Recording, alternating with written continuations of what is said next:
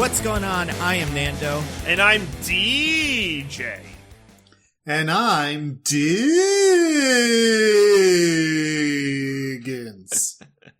And this is Mostly Nitpicking, a podcast where every week we pick apart a piece of pop culture by looking exclusively at the details. Woo! Yeah, hooray! Big week today. Yeah, we did it. First actual show of 2022, kind of. If you don't like the first movie forward of motion. 2022. Yeah. No looking back. I mean, we're going to be looking back at things because this is from 2021 or also, 2020, honestly. We're not watching the movie right this second, so we're recalling our memories of watching it. And even if we were watching it this very second, you, this listener, would be listening to our impressions from the past because that's how recordings work. So really, looking back is inescapable. That's true. Unless you want to, if you're a listener, you could stop right now and just imagine what we say. You don't have to listen to the whole episode. Plus, I mean, I don't get a watch time stat. It doesn't matter. You downloaded the episode. Terrific. But yeah, we work on Netflix rules here. Yeah, exactly. 3 minutes and you're good. That's how you can be completely in the moment, present with Mostly Nitpicking, is to just be like, yeah, I don't know what they said. Probably said something genius. One of them liked it. One of them didn't like it. DJ's right in the middle. That's probably what they said. Honestly. Yeah, but who liked it and who didn't like it? Ooh, that's the hot content you got to stay for. Just make sure you don't do that for every podcast, and that's why we try and switch it up. So you'll never know who, except I will always be in the middle. That's true. Yeah. Because DJ is very easily swayed, so once he's heard both of our arguments, then he's like, they're both so compelling. I've never formed my own opinion in my life. I am just following others' opinions. I mean, to be fair, have any of us ever formed an opinion, Or is it just a delusion of free will and, opinions, and it's just, all predetermined? Matrix movie? Does God, too, live in fear of his creation? Yeah. There's an interesting God in this universe, which we will talk about. Yes. A lot of You know why I said that, right? I actually don't know. Is that from the first Spy Kids movie? That is a Spy Kids quote. Spy Kids 2, specifically. Oh, of course. Yeah, that would be from 2. Yep. That makes sense. DJ doesn't know why, but I'm assuming you can guess from this movie. Yeah, so we'll talk about this, I guess, but just to kind of frame the discussion here, I've never seen any Spy Kids movie prior to this one that I watched today for the first time ever.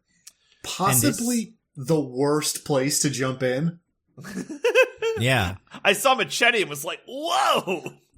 Yeah. Cool. And not even Uncle Machete, just Machete. Like that guy, the one guy from all those things. No buts and questions about it. It's the one you think it is. They are the same character. That's canon. Right. But it's not even like Uncle Machete for people who are like, I know who that is. I guess that's why he's here. In this, it's just like all the family members you know and love and Machete. And if you don't know that he's their uncle from this movie, it just seems like he's the guy from the Machete movies. They say it at one point when... Oh, do they really? When Junie is trying to recruit family members, he's like, Uncle Machete. So right. That was helpful. I forgot about that. So I guess you got something there. Yeah, it wasn't a total just fucking what's going on? It was, but I guess for that one moment I was like, Machete's their uncle. Yeah. Very important. And you guys, before we get to that, we got to talk about real life video games. We got some chit chat. Oh, so much chit chats.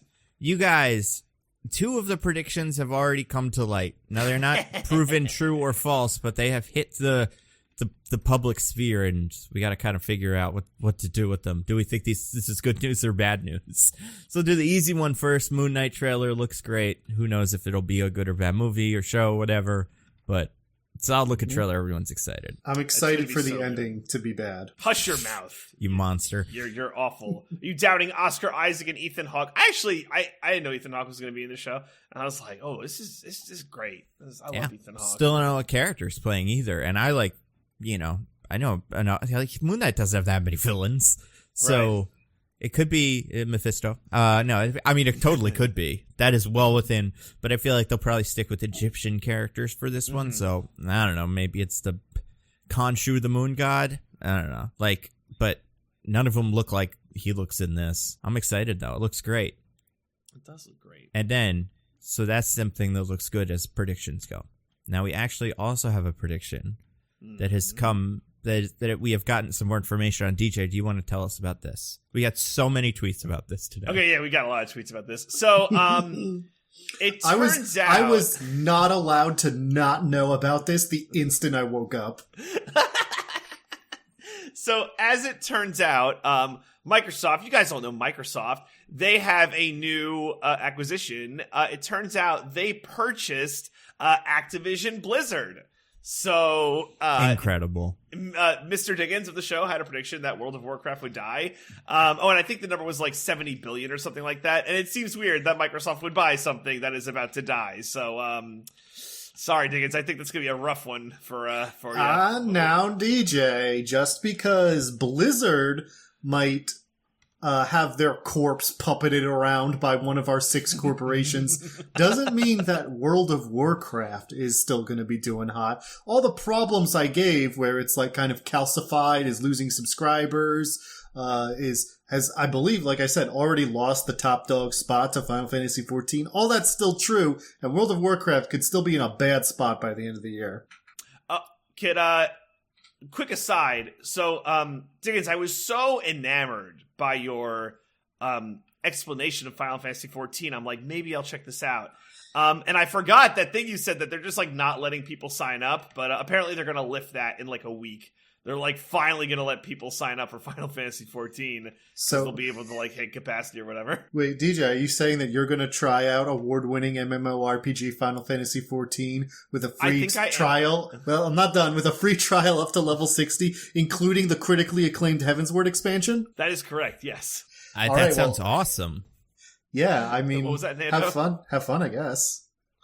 Yeah, we'll see. I mean, I don't play the game because I could not imagine playing an MMO. I had my MMO phase as a teen, and I'll never go back.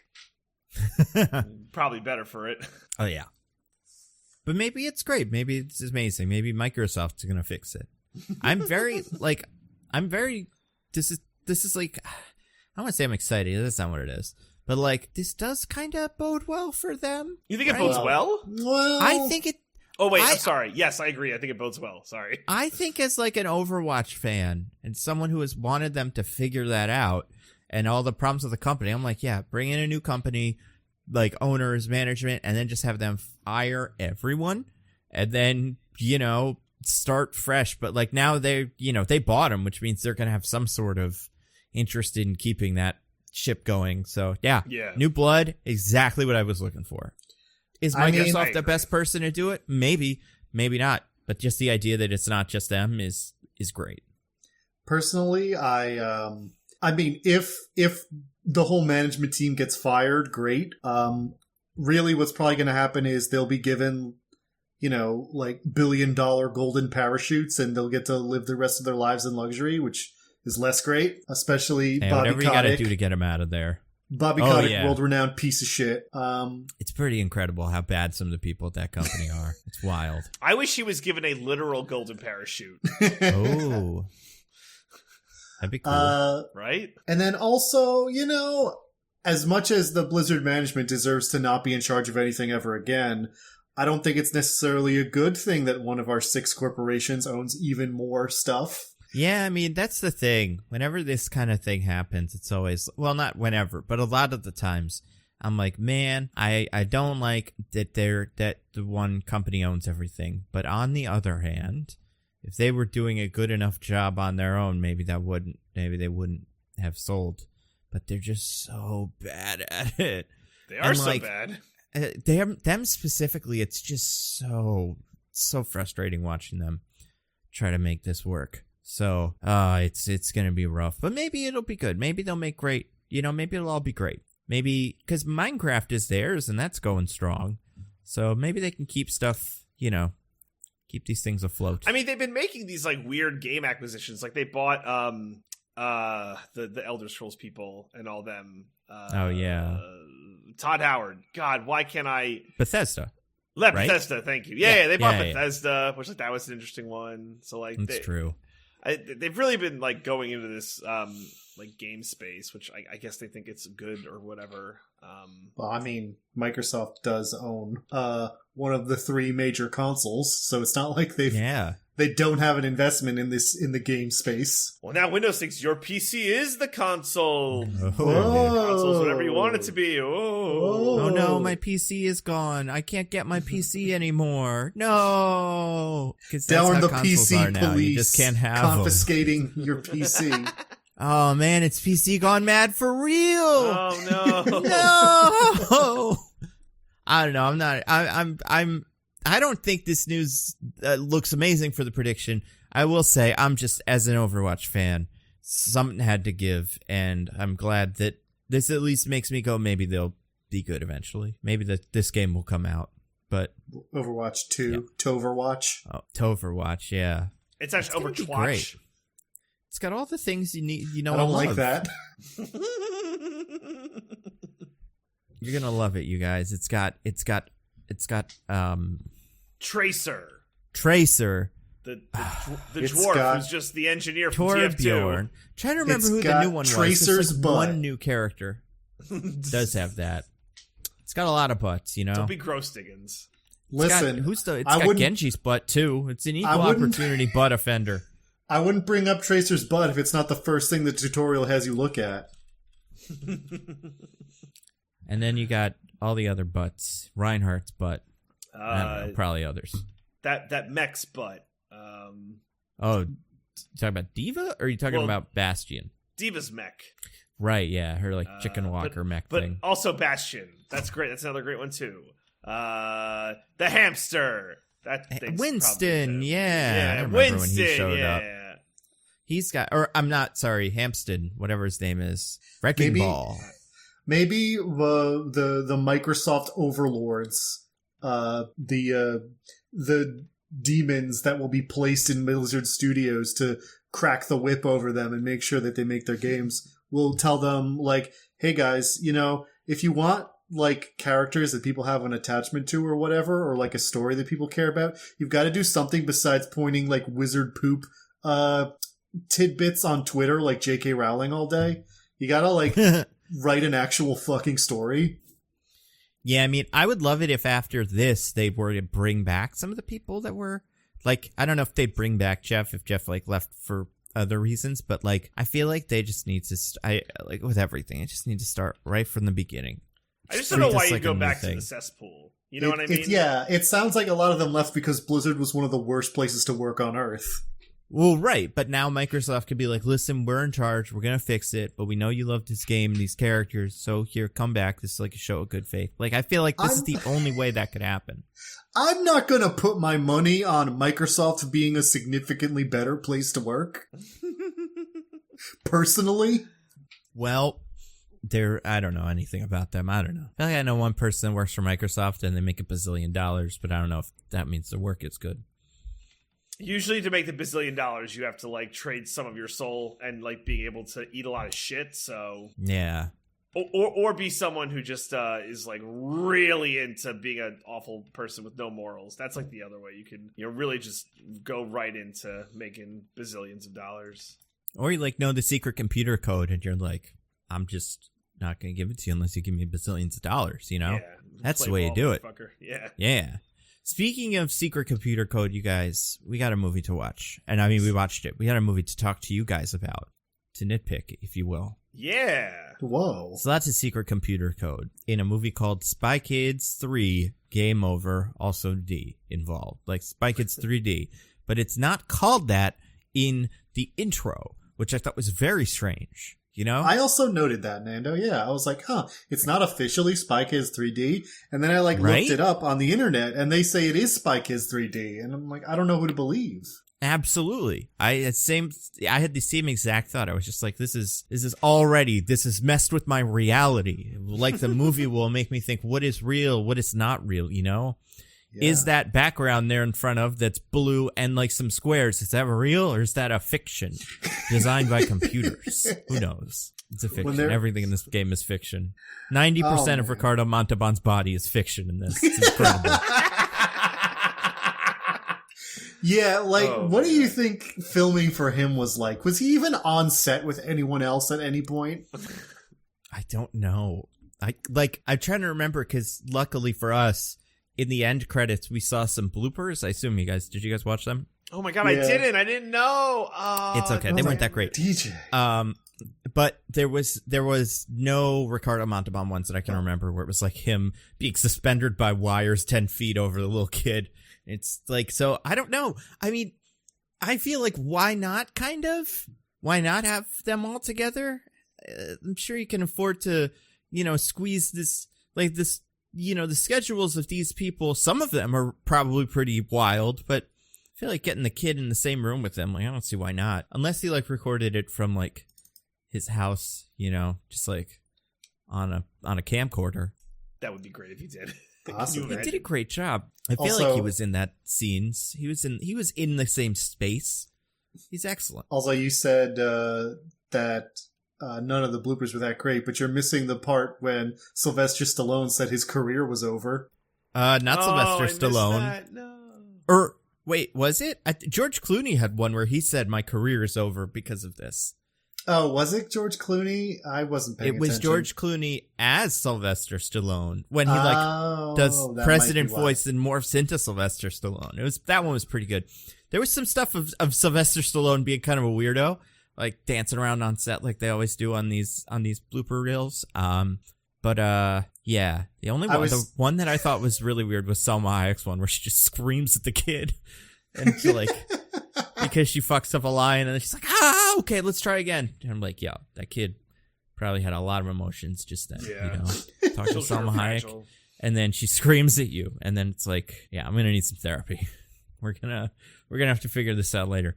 She's in this, you guys. Incredible cast of characters, all-star cast. Seriously. You wouldn't believe. From this to Ajax, how did she do it? I don't know. It's just strength to strength, trading up.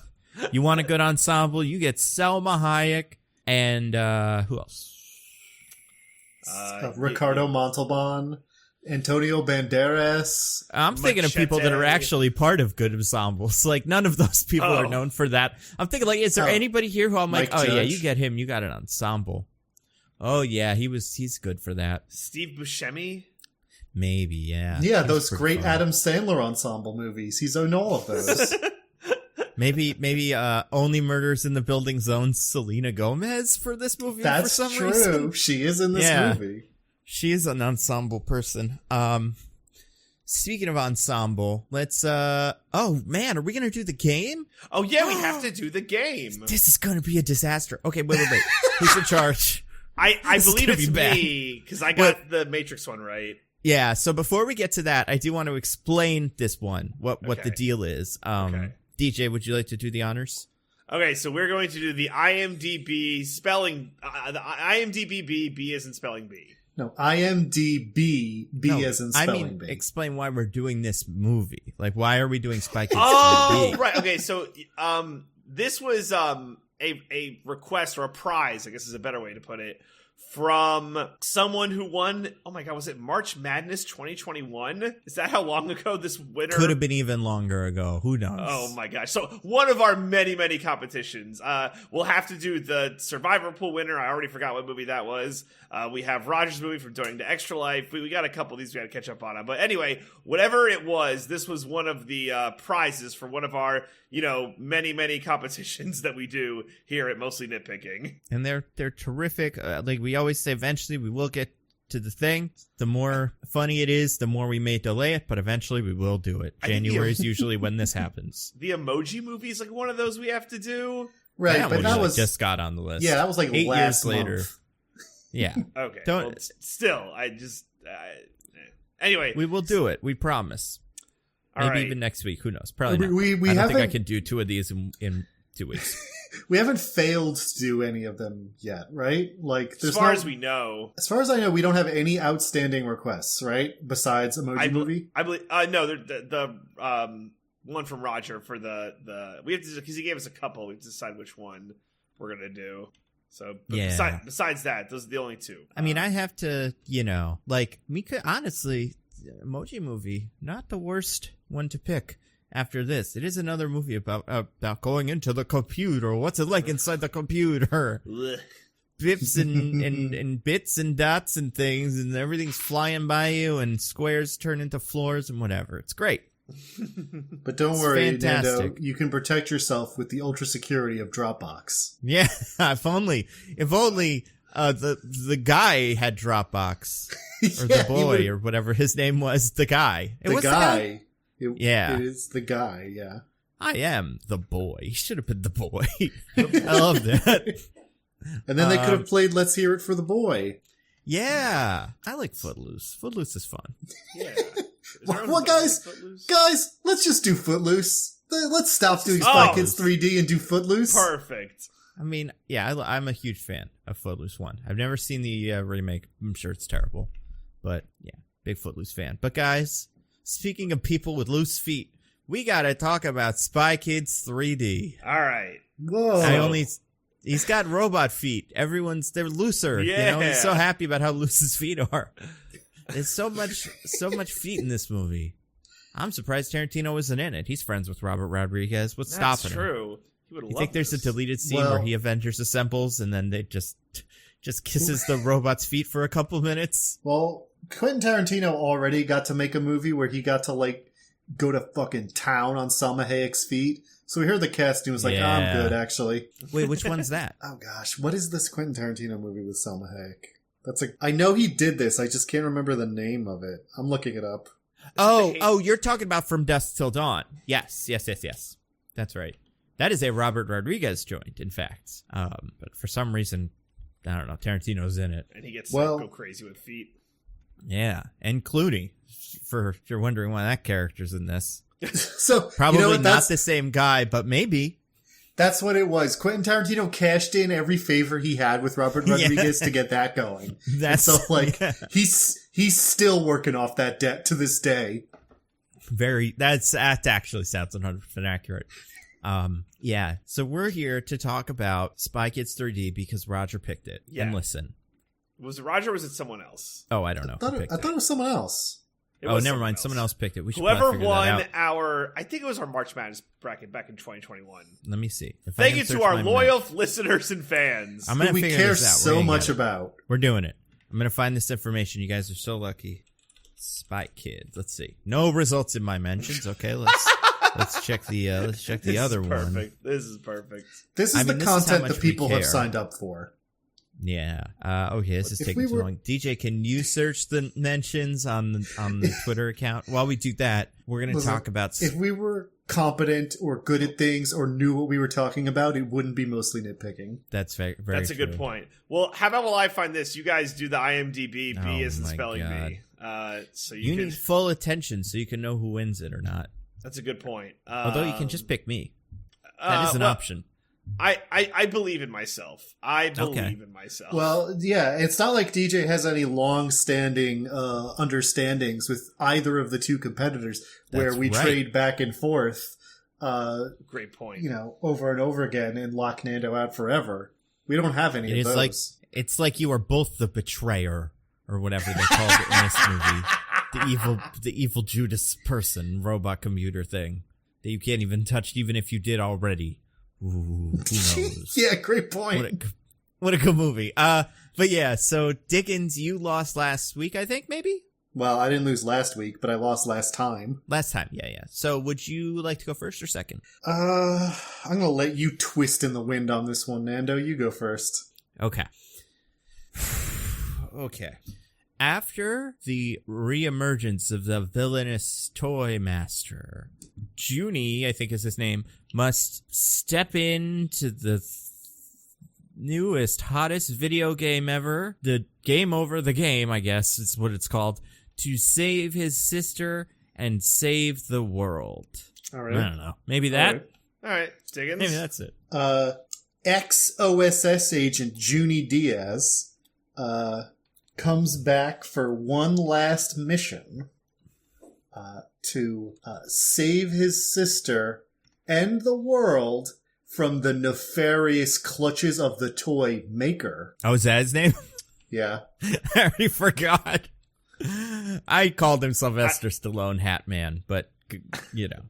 So Diggins is going to win it off of that additional detail alone. Oh, If you had Toymaker, you would have gotten it, but Diggins got what Toymaker. did I call him? Toy Man, Toy Master, Toy something Master. Like that? You said Toy Master. Yeah. It's Toy Maker. Sounds pretty cool. In fact, it should be that. There's plenty of time. Toy Master or Toy Maker, become the Toy Master. Rebrand. It's very valuable to you.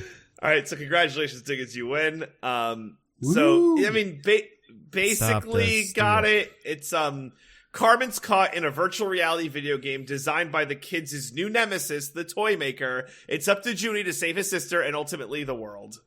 What? You kidding me? That ending part, I was perfect. That was exactly No, what I I said. think- Diggins said it too. No, I think we shouldn't question DJ's judgment here. I think he Oh judged this no! perfectly. Oh my god! Diggins also said to save the world. He did copy you, but he had the Toy All Maker right, part. Nando, we'll put it up to a vote. Me and DJ Yeah. vote for me. You vote for yourself. Oh That's it. no! Boo! Boo! Gerrymandering. You guys gerrymandered this, and now it's unfair. Do you want to? Wait, Nando, are you going to use the podcast filibuster? Oh no! I mean, as much as I love Martin Luther King, I don't want his dream to pass. You know, it's just that simple. I love him so much. I want him to never get what he wants. Here's a tiebreaker. If either of you could tell me well, this doesn't work. If one of you gets it, the other might. All right. So Nando, since you feel like the aggrieved party here, do you remember the name of Junie's actor? Do I remember the name of Junie's actor? Thing is that I do, Nando. So if you don't get it right, Oh, really? Ooh. I mean, I know the sister. Yeah. A little baby boy. All right, Diggins. Little kid. Dunk on- Antonio dunk on- Banderas Jr. Dunk on Nando, Diggins. the boy's name is Daryl Sabara All right, Diggins wins. Diggins wins by every How do possible you metric. know that? because I'm cool and smart. Obviously, Oh, sounds like somebody's on the IMDb page. Oh, collusion! Now we really got to stop the steal. Am I right? No one could possibly know that kid's name. Diggins knew. So before we were in the Discord channel, let alone recording, I looked up the cast to be like, who are all these people, just so I have them in my head. And then I just remembered that Daryl Sabara was the boy. So I did look it up today. I didn't just remember that, but... I know the girl is Alexa Vega, I think, or something. Is that a real person? That's the correct. easy one. Yeah. Easy? Yeah. That's Yeah, big star Alexa Remember Vega her from all hits? those movies. Her hit song of the summer, Game Over? I do remember that. I also remember she had a movie called Sleepover. I didn't see it, but I remember seeing ads for it and being like, oh, that's the Spy Kids person. And then she never did another thing again. never heard from ever again. She's in the fourth Yeah. Spy Kids. Yeah, so I was wondering about this. All right, we got to talk. So first of all, Diggins, you get to tell us what you thought of the movie because you cheated. So before that, though, I want you to say your familiarity with the Spy Kids franchise and, like, have you seen it before? How long has it been since you've seen it? Did you see it in theaters? All that stuff. Because I think that's going to be big for this, for your understanding of this third movie in that franchise. It's I would say crucial for your understanding of this. I would assume, yeah, I'm with you there. I watched all three of the original trilogy of Spy Kids movies when I was a kid. I remember I really liked the first one. In fact, it came out when I was 10, and I think I saw it more than once. I really liked it. And then because I really liked it, I did see the second and third ones eventually. Although I don't think I was as enamored of those. But anyway, yeah. So I was a fan. As a young baby, and like many pointless details that I've encountered in my life, they have never left my brain. And then as for what I thought about this movie, watching it again now, well, I find that to be a difficult question because you're asking me to evaluate this as a movie, and it's less a movie than that attraction in Epcot where Ellen DeGeneres sits in front of a screen while weird CGI monsters or whatever just shoot out and she's talking to you about vitamins or whatever. What? Yeah, what is this? I have no idea what this is. Is this the Joe Rogan experience? I'm mixing selling together a vitamins? bunch of things, but there's like some Epcot thing that's just like you look at a screen and Ellen DeGeneres talks about the future, and then there's some 3D stuff, I think. Oh, is that what Figment is from? no, Yes. it's No. no. Are you talking about the like spaceship Earth? No, I'm not talking about Spaceship Earth. Oh, Ellen DeGeneres is not in Figment. That is Whoever it is now, I don't know. They've changed it. Yeah, the weird British actor. But anyway, yeah. Eric Idle. Oh, yeah. Yeah. Like, the point is this is a theme park ride, like a bad one of those ones where the seats like kind of like move up and down while stuff like flies out, quote unquote, at your face. Oh my god, amazing. I was half expecting that eventually the T1 million would show up. Yeah. So it's difficult to talk about in terms of a movie. I mean, the scenes have almost no relation to each other. Things are just kind of like, people just like say what's happening in a scene, and I have to be like, okay, I mean, sure, I guess. And there's not like a story being told, and eventually it just ends. I will say I laughed a lot more at this than I have at some comedies. So I guess that's a good thing? Question mark? I don't know, man. The movie's very camp, and I like it for that reason. But it's not like I hesitate to call it a movie. Right? I mean, it sure is technically maybe feature length almost. 82 87 minutes. minutes. Tight Yeah, 90, baby. Tight 90. Even tighter than a 90. Tight 80. That's That's what DJ wants. Seen... DJ, you... No, you know, please go ahead with your roast of DJ. I was just gonna say, I DJ, all of your tight 90s and stuff, and you couldn't appreciate Quibi when it was just right there, being like, "We'll I tighten loved it to Quibi. Come on. Yeah. I was This Quibi's is champion. yeah. This is revisionist history. No, Yeah. listen. I'm pretty Revisionist sure. Quibstory. I'm pretty sure I'm the only one who watched that ESPN show. Me and me alone. I was the sole viewer. I can't remember the man's name, but he was in my eyeballs every morning telling me the latest 6-minute highlights from the previous day. That's all you need. 6 minutes is plenty. You know? It is.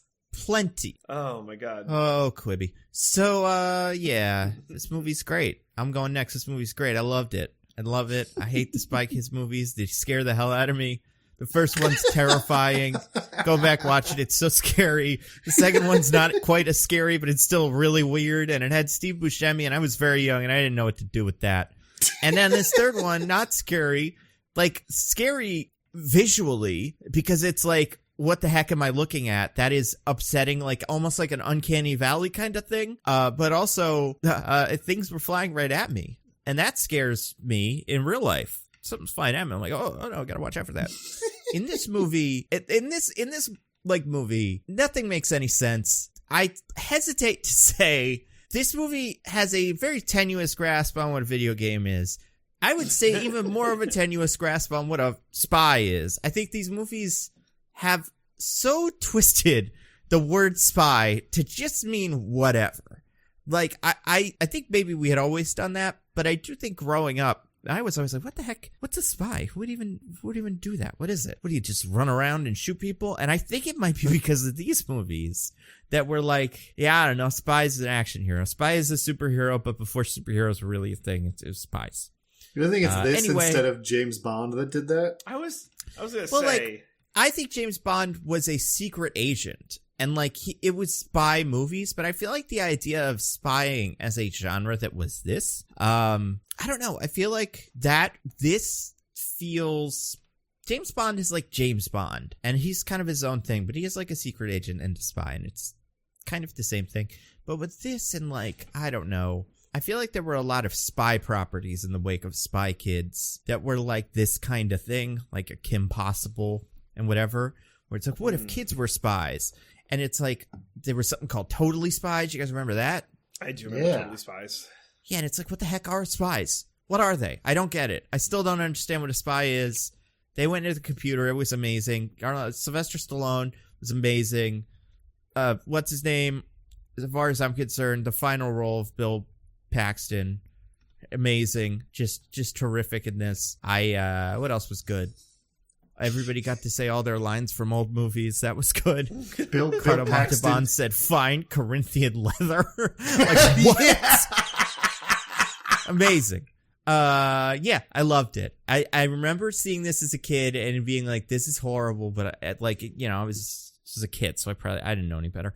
But also being like, the 3D was pretty cool, and I didn't get to see it in 3D now, and that's kind of upsetting, but that even makes this more special. This is like an experience that I had when I was a child, and I can kind of replicate it, but not quite. And it's like, yeah, that's what nostalgia, that's what it's like. It's never going to be quite as good as that time you saw it in 3D. Now, I want to say, did the fourth of these, was it like Scratch a Sniff? Was that one of these? Yes. Okay, yeah. The fourth Spy Kids was a Roma cinema or whatever they called it. That's amazing. Yeah. The fourth D. Wasn't that amazing? Yeah. I loved it. I think it was terrific. I'm very glad I got to watch this again. You're right, DJ. It's very short, and that's fantastic. I will say I do kind of, I don't know. I loved it. It's all great. We'll get to it, but it was terrific. I think there was I get my one criticism is I think I could see a 2-hour long version of this movie where there's just more Sly and more of another character. Yeah, you want more? I want the whole. I mean, this was Phoenix Buchanan before Phoenix Buchanan, like. And I just want more personalities. I want more hats and like weird accents. I don't know. I don't know. I felt like they were already running out of ideas by like minute 50. No. There were so many ideas. Like, what if he was a construction worker? Imagine. That would be cool, wouldn't it? What if he was like a little dog or something? That would be fun. What if he was a priest, or there was like a monk or something there? Yeah, a holy man of some kind. I would say I would have liked to see him interact with the kids a little more, because it would have made it even stupider, and like that would have, I'd say, maybe heightened the absurdity a little bit. But yeah, it's a perfect movie. It's great. DJ, what about you?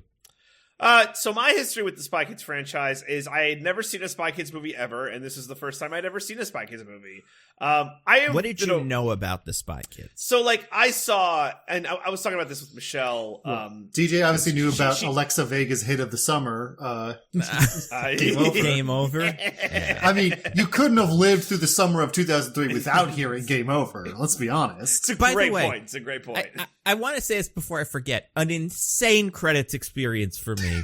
This is why I'm kind of bummed that DJ, you didn't watch the credits. First of all, yeah, you got to listen to that hit song, Alexa Vega's Game Over. Also, at the end of the like really quick, kind of like Richard Donner Superman flash at the screen credits, you did learn that fact. It was like, and the song is this song by Alexa Vega, and you were like, oh, okay, I get it.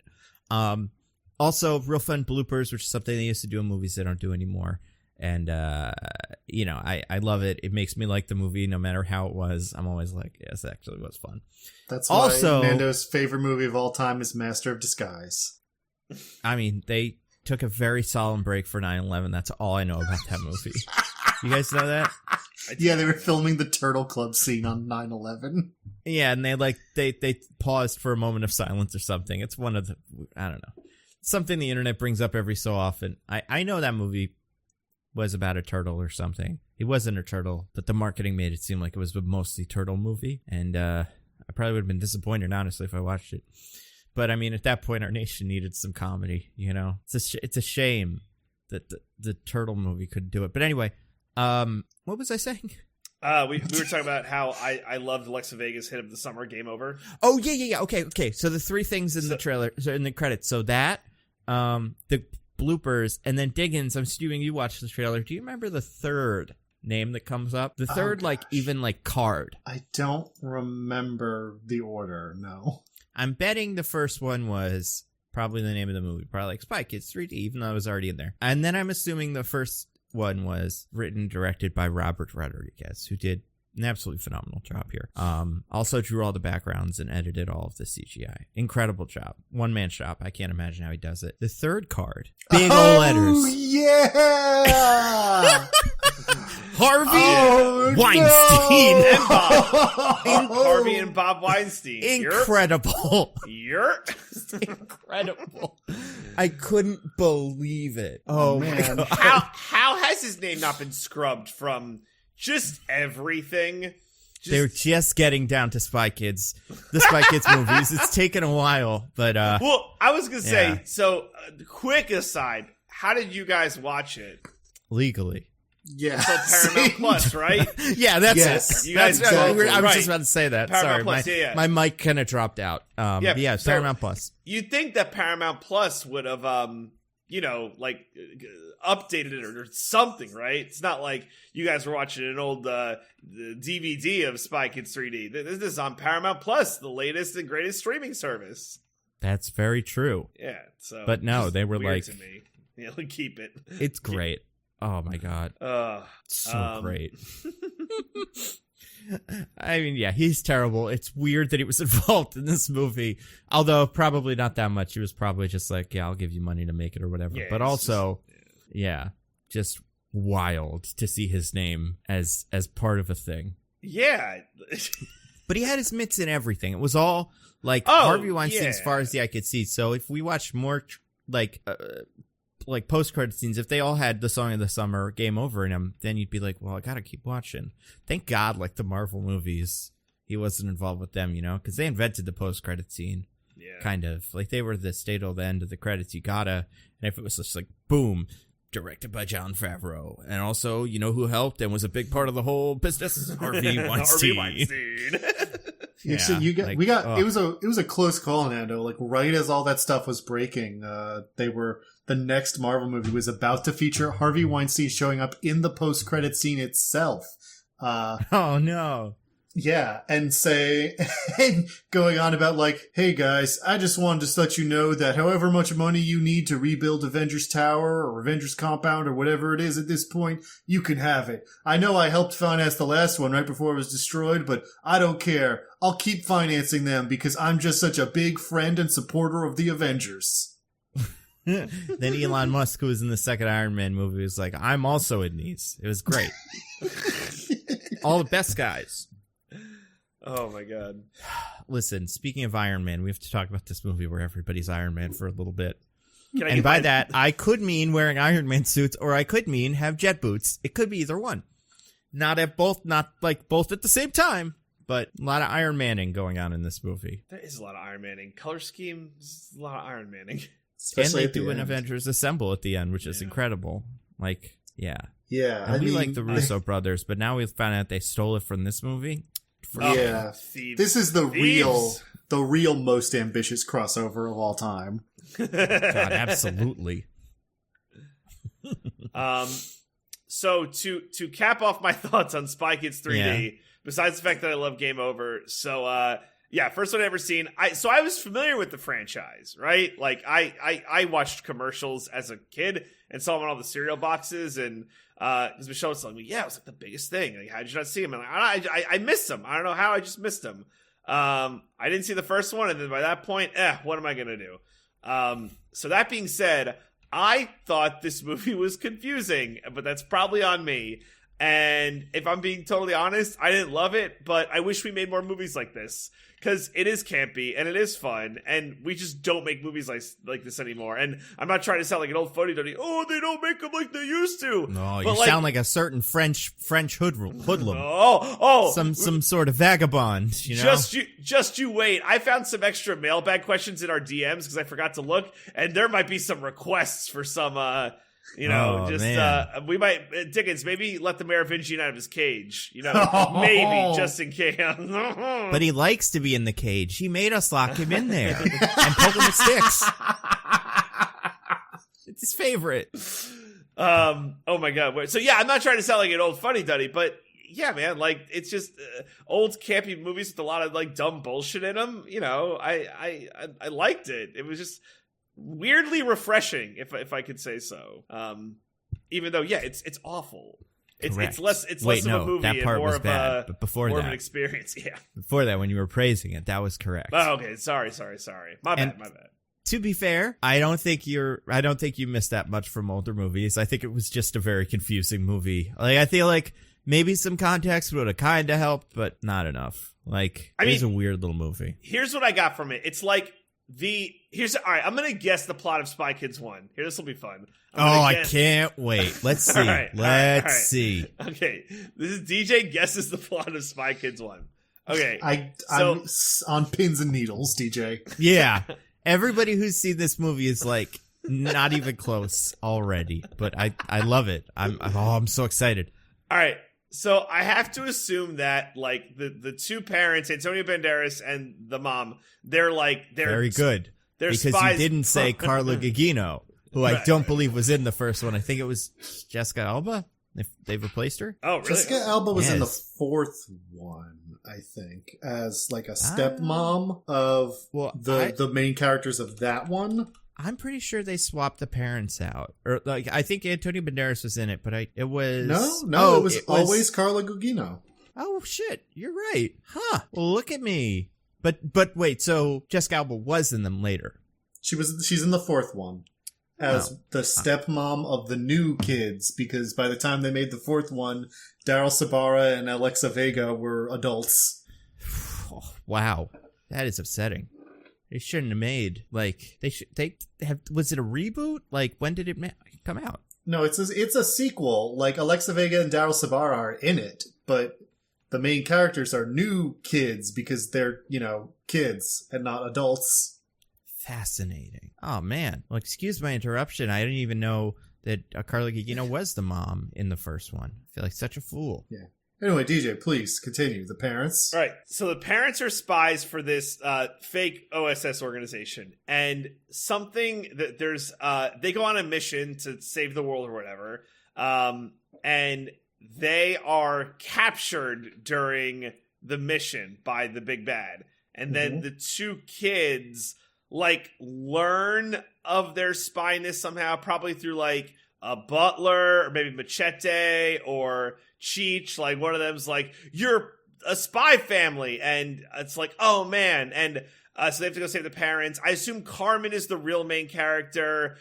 Junie's probably like really annoying and gets on Carmen's nerves all the time, and they have to like come together because they hate each other. And then at like one point, Junie's annoyingness like saves the day, and then they save the day. They save their parents, and then there's like an Incredibles like moment where they all kind of fight the big bad together.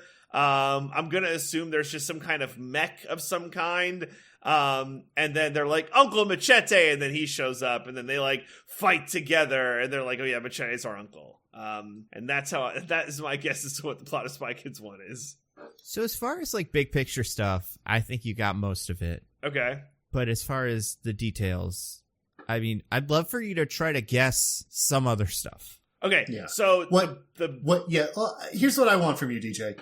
What is the villain's plot, and how are they going to accomplish it? Yeah. Got it. All right. So the main villain, so it was like 1999 when this came out. I'm trying to think what was like the big thing. 2001, I think. I think these were like year after year, like Spy Kids 1, 2001, Spy Kids 2, 2002, Spy Kids 3, 2003. Okay, wow. All right. So I'm going to guess that the villain was going to control... Oh, he was going to hold the world hostage for money by taking all of the power off of like the grid, and like he would control it, and he would like shut down a city's like power supply if he didn't get like $1 billion from the World Bank or whatever. Okay, there's your guess. Second thing I need from you, DJ. Okay. What do the villain's minions look like? Oh gosh. Okay. God, okay. The villain's minions are I'm gonna go with little troll-like people. Little troll-like people. Kind of like what Anger looked like in Inside Out. Just a lot of like those guys. Right. I mean, like, not that, but like, I mean, like, I wouldn't say you're on the right track, because you're not. But you're not on the right track either.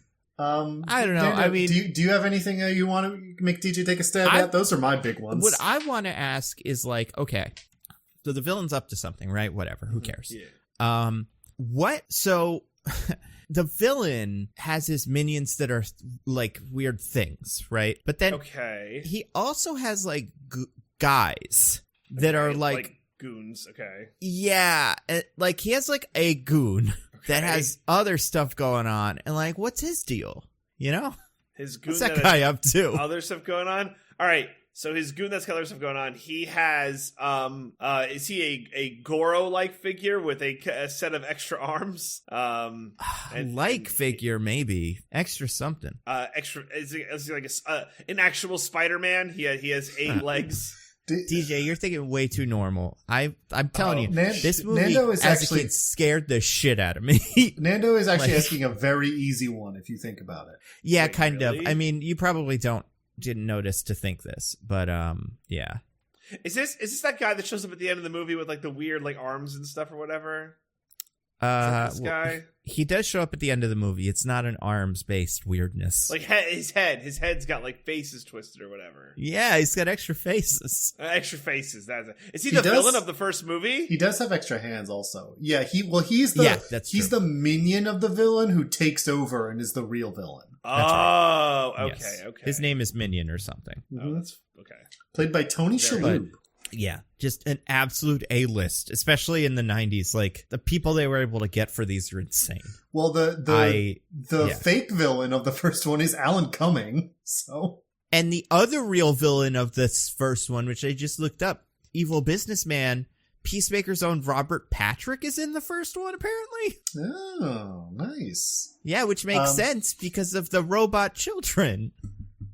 Yeah. Right? Is he connected to that plot? Possibly. So yeah, DJ, you were very wrong. The villain's plan is to replace the children of world leaders with robot children who will, I don't know, Why? take over the world, I guess. Okay. It's so weird. His minions are big robots, and all of their limbs are thumbs. Just big thumbs. Thumb men. And big thumb heads, too. Yep.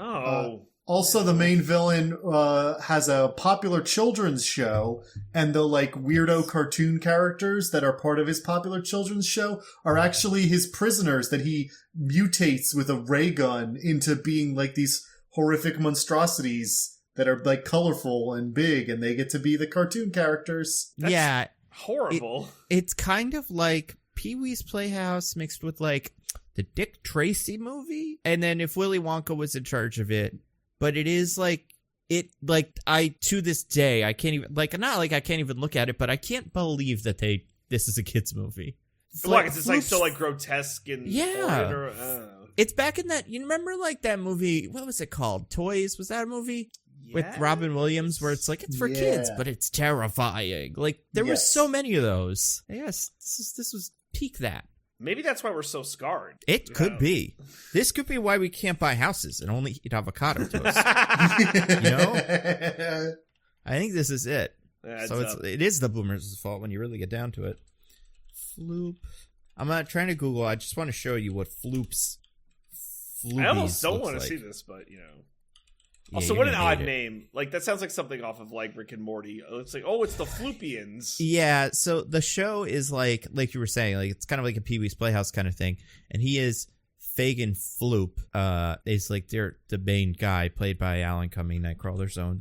And he has a whole show, and it's terrifying. It's the worst thing I've ever seen. All right, let's see. Here, hold on. Let's watch it all at the same time, just so we can all enjoy this together. This is... terrible. Everybody wants to do it. Just Google Spy Kids Floop song and it comes up. All right, so we're all gonna do this together. Everyone. It's only 45 seconds, so everybody can just kind of enjoy us reacting to it. It'll probably get edited down, so you probably can't also watch it with us. You know, so we do like the trim silence thing. Yeah. Unless you can preserve this, so everyone can watch it at home. Okay, I'm gonna do that. All right, pause the podcast now. Go find Floop song. All right, it's 47 seconds long. Floop song. Go find it. All right, you're back. You found Floop song. Terrific. Here we go. So we're going to say 3, 2, 1, and then go. Here we go. Okay. 3, 2, 1, go.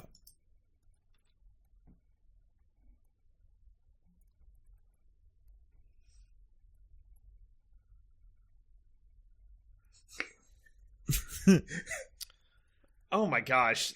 Yeah. This is nightmare fuel. It's the worst thing I've ever seen. This is horrible. And yeah, like the background characters are the worst part. They're mutated people? Yeah. Yep. Oh my god. And then there's the thumb guys. Oh. Yeah. How and is they're flying on movie? eyes. Good singing though. Yeah, Well, and it's very Alan Danny Cumming. Elfman. You know, he's Yeah. How did they get him for this movie? He wasn't that big in the 2000s. I'm sorry. Antonio Banderas. 2000s Antonio Banderas was a way bigger star. And also Alan George Cumming, Clooney's in alright. these for some reason. So like, Oh, is he in all? He's the president in all of them, not just I this don't know one? if he is in the first one, and I don't know if he is in the second one, but the second one kind of involves. Oh no, okay. So Christopher McDonald, Shooter McGavin was the president in 2, so I guess not. well, he was the president of the United States. He was not the Oh, president of that's true. the OSS. Yeah. I don't know. I don't know if George Clooney was in the first and second one though. But it is insane the talent they pulled in these. Does Robert Rodriguez just have like a lot of goodwill? Yeah. Like people be like, yeah, I'll do that thing. Just whatever. Seems like a good, like, decent guy people like to work with.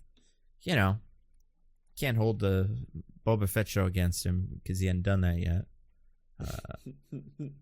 It's got, and he made movies with like Antonio Banderas and like Salma Hayek and stuff that like kind of brought them up, you know. I see. So like he was good at elevating stars, and then because he made Desperado, he made El Mariachi, and like those were all Antonio Banderas. Like that was like, oh man, this guy's the cool guy. And then he does Zorro. And then he becomes the biggest star on Earth. And then it's like, well, yeah, of course I'm going to come back for Robert's movie, I assume. And then Salma Hayek's the same way with Dusk Till Dawn, I think. I don't know if that was her first role. I think she was in Desperado as well. But like a lot of these actors, kind of, they're part of his little cadre. Because I know they made a new movie that's not Spy Kids, but it's kind of like Spy Kids called We Can Be Heroes. And I think a lot of them show up in that too. Interesting. Yeah, Pedro Pascal's in it too, which I remember and being great. like, "Oh, am I gonna watch this?" I didn't, but I might have. You could have convinced me. But yeah, these movies are great. What did you think of this movie, DJ? You liked it? You hated it?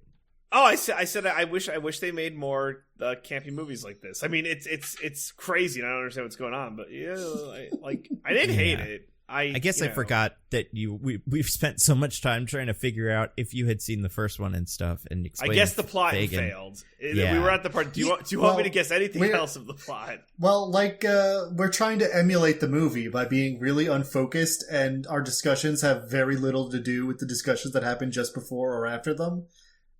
You know, just that's right. Just floating around, freeform. So every podcast that we do is in homage to Spy Kids. It feels like this one's especially bad, if I'm being honest. I do too. So that's the first Spy Kids movie. And you're right. Like, I think you've had the bones of it, which is that, like, oh, the parents can't be, like, you know, they can't do the spying, so the kids have to do it. I can't even kind of remember what the second one was actually about. I know kind of some of the beats. But do you want to take a wild guess at what the second one's whole thing was? Oh God! So is that when they loop in the rest of the family members? Were they kidnapped or something? That's the one where I can't wrap my head around. Like, what would they do? Like, how are the parents not involved? Why is it the kids again? So here's the question that I think you should be asking yourself. This may help. Okay. Which parts of this movie that were not in the first movie, but were also not in this movie, seem to be part of some other movie? You know, okay, like what? So you got Steve Buscemi. Yeah. My guess is like Machete. Machete's in the first one. Yeah, they really were always kind of in the background or just like Machete showed there. up in the Spy Kids movies before he showed up in the Machete movie. That's great. It's insane. So good. Freaking awesome. So, oh man. So Steve Buscemi. Who else? I'm trying to think, like, who else is, I mean, one character in particular. I'm like, maybe the most important character in the history of film. Is it like is it the grandfather? No. I don't know if he was in the first one. He was in the second one, I believe. I don't think the grandparents are in any of them before this one, are they? He is on the Wikipedia page. Oh, okay. Well, I don't think he has a very big role in the second one. Yeah, I'm assuming he just pops. I think in the second one they had to enlist the help of the grandparents, and that was kind of part of it. And it was like, the spy the spy parents now were the spy kids a little bit. It was like, oh no, grandpa's here. I think that was in there, but I don't remember. It doesn't matter because it's not them. It's someone else. Someone amazing. I'm tapping out. I don't have it. He is named. His character's name is Dinky Winks. Dinky Winks. He showed up in this movie, but he was the Dinkster. That's how he names himself. So it may not be super clear. So what's his deal? He's a theme park magnate, I think, or something. I don't remember. I have a feeling he's not a big part of it, but he's just like really there. Yeah. And it's awesome. Yeah. It's really, really cool. The villain of the second movie is actually Mike Judge. So, yeah, I wanted to talk about that because it's the other part of it. The boyfriend and girlfriend characters that show up at the end of this are in that one. They may be in the first one, too. Giggles is. They're only... I think Mike Judge is in the first one, but not the rest of them. So, yeah, the Giggleses are like their, their... rivals. Yeah, that's a better way to put it. And they have and that's where the girl has the, weird little ponytails that are helicopters. And oh yeah, they fight magnet people or something. I remember that, and it's pretty cool. I mean, it's probably stupid, but it's probably awesome as well. Do the first two movies, are they as campy as this one and kind of nonsense, or is this movie on a different level? I mean, you saw Floop's song. It's all pretty much that. Fair enough. They're all weird and campy like that. I think maybe I'm just misremembering, and if I went back and watched the first two again, they would be similar. I feel like this one has a much more tenuous grasp on plot than those ones. Yeah. I think those ones are actually pretty A to B, like you were describing, but the details in the middle are insane. So it would stand out among today's films as nightmares for children. But yeah, this one is more. The third one's just more vibes, It's just computers, surfing and stuff. All the stuff that we liked in the early 2000s all smushed into one movie. But yeah, there's something. The second one's all about cloning and stuff, and Steve Buscemi does animal splicing or something, and that's why he has that big old monster guy pig and the spider monkey and the miniature sharks he sends Junie. The thing that's on his desk, the guy that's is that the spider monkey that you're describing? Yeah, it's a scorpion fellow. Mm-hmm. Whatever that guy is, he's terrifying stuff. Steve Buscemi is the one who says, "Do you think God also lives in fear of his creation?" Oh my God. He's great in it. I remember, that's the thing too. Everybody is giving it 100%. Nobody's phoning these stupid movies in. It's amazing. Also, we operate on Goku rules in the Spy Kids universe. The second anyone's defeated, they just become a friend. Yeah, they really do. It's pretty awesome. Do you guys think that Robert Rodriguez really wanted to make a really scary horror movie that had all this weird stuff in it, but it's I don't want to go into this realm, so I'll just do a kids movie and make it kind of goofy and weird? Because I feel like it was still at a point where it's oh yeah, this is just shit that's in a kids movie, this is totally normal. Couldn't even guess what was going on in the brain of the person that made this movie. I have no even remote sense for it. If I had to, I think I've heard him say in interviews that he made this movie for his kids or something. And he was kids would like this. I don't know if that's true.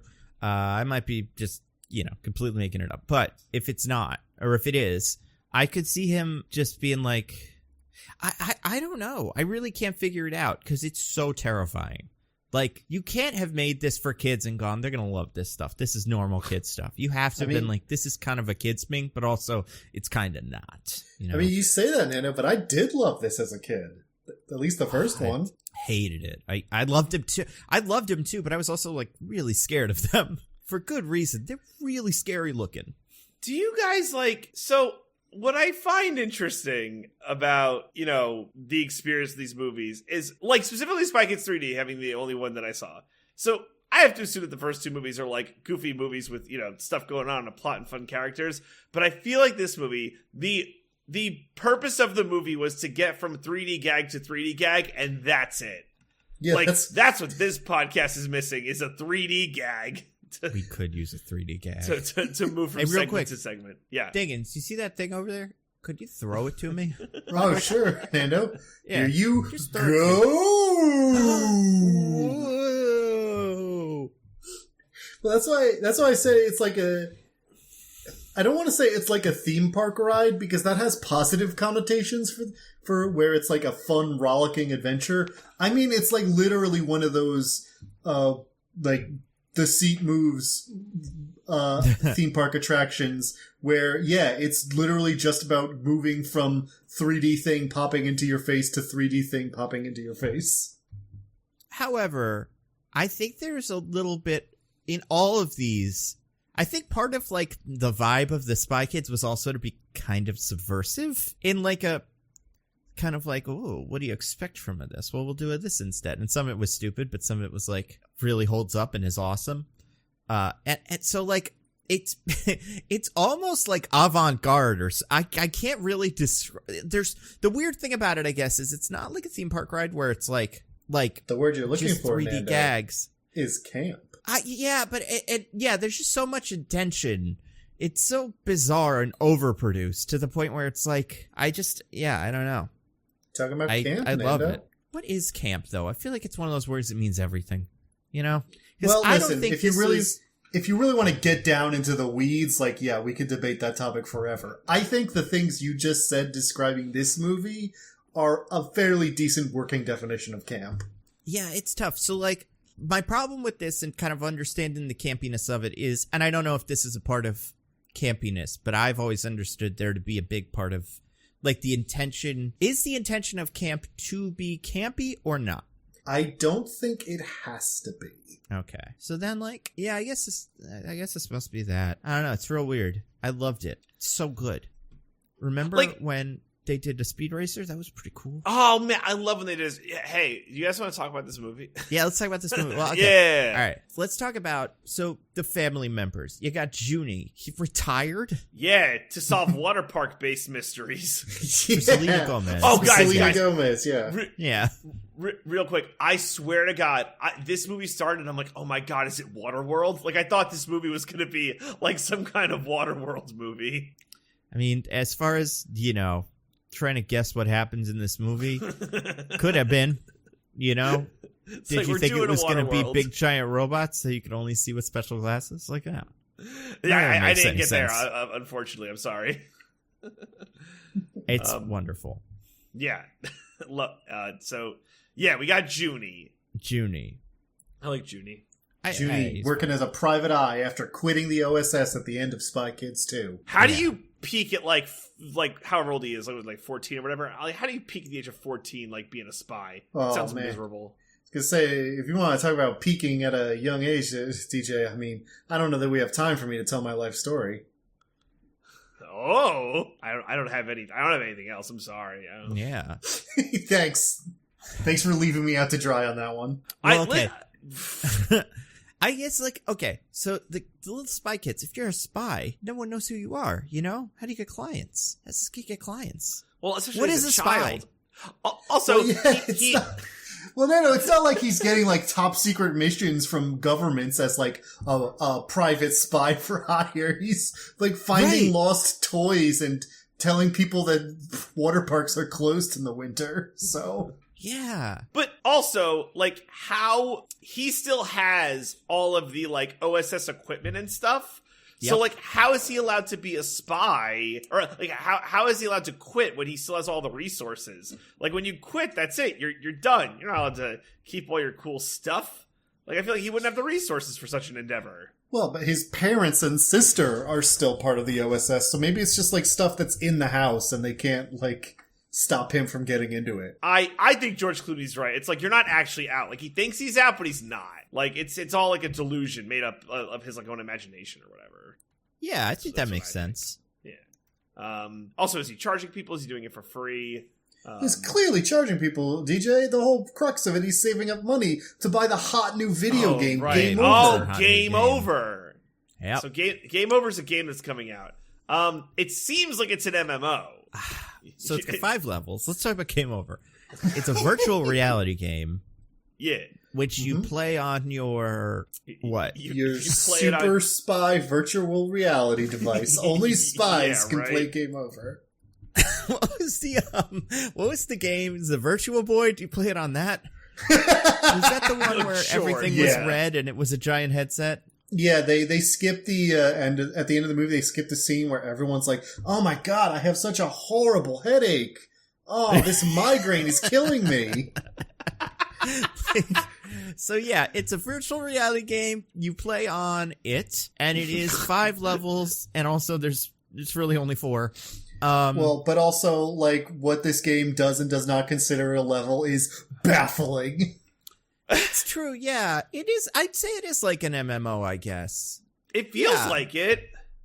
I mean, it's a pretty cool game when you get down to it. I mean, it's definitely the MMO part of MMORPG because it seems that everyone is playing it together. Yeah, that's true. Also, I feel like I don't know, did this movie kind of rip off the book Ready Player One? Because it's like, there's a guy who made it, and if you get to the end, you get his big fortune! And, you know... No, this came out before. Ready Player One was like late 2000s, I think. Oh, really? Oh, yeah. Wow. Oh, my God. Did Ready Player One rip off of Spy Kids 3D? Might as well. We're forced to conclude that is the case. Yeah, Ready Player One came out in 2011. I mean, this definitely ripped off Willy Wonka, but also so did Flag and Floop, so whatever. But everything's Willy Wonka. But also, the part where you get a lot of treasure if you come to the end only comes up in, like, 2 scenes. Yeah. Yeah, it's true. This game, honestly, Game Over, horrible name for a game, but whatever, feels like it's like it feels like it would come with the VR system. You know, like it's the Wii Sports of VR, where it's like punching and skateboarding and driving. Like, it's just kind of like, look at all the cool stuff you can possibly do in this. But there's no, like, you know, contained aesthetic or storyline or anything like that. But, you know. Yeah, it's again, I'm really unclear on what this video game is supposed to be. I mean, I guess the VR part of it is really just the selling point, like you're kind of saying here, where it's because I don't know, man. I don't know if in the Spy Kids universe VR games already exist and this is just a new one, or this is like the first VR game. Because they describe it as, like, the new hit VR game, but I don't know what that means. Yeah, I'm guessing in the Spy Kids-verse, they are at the same level technologically as we were in 2005, outside of the spies, of course, but, like, consumer electronics, I think we'd still be, like, that would be its own thing. Like, it's kind of like Avatar or something where it's, like, it's the first one, so everybody sees it, and they're like, amazing, and it's pretty simple and, you know, not all that special.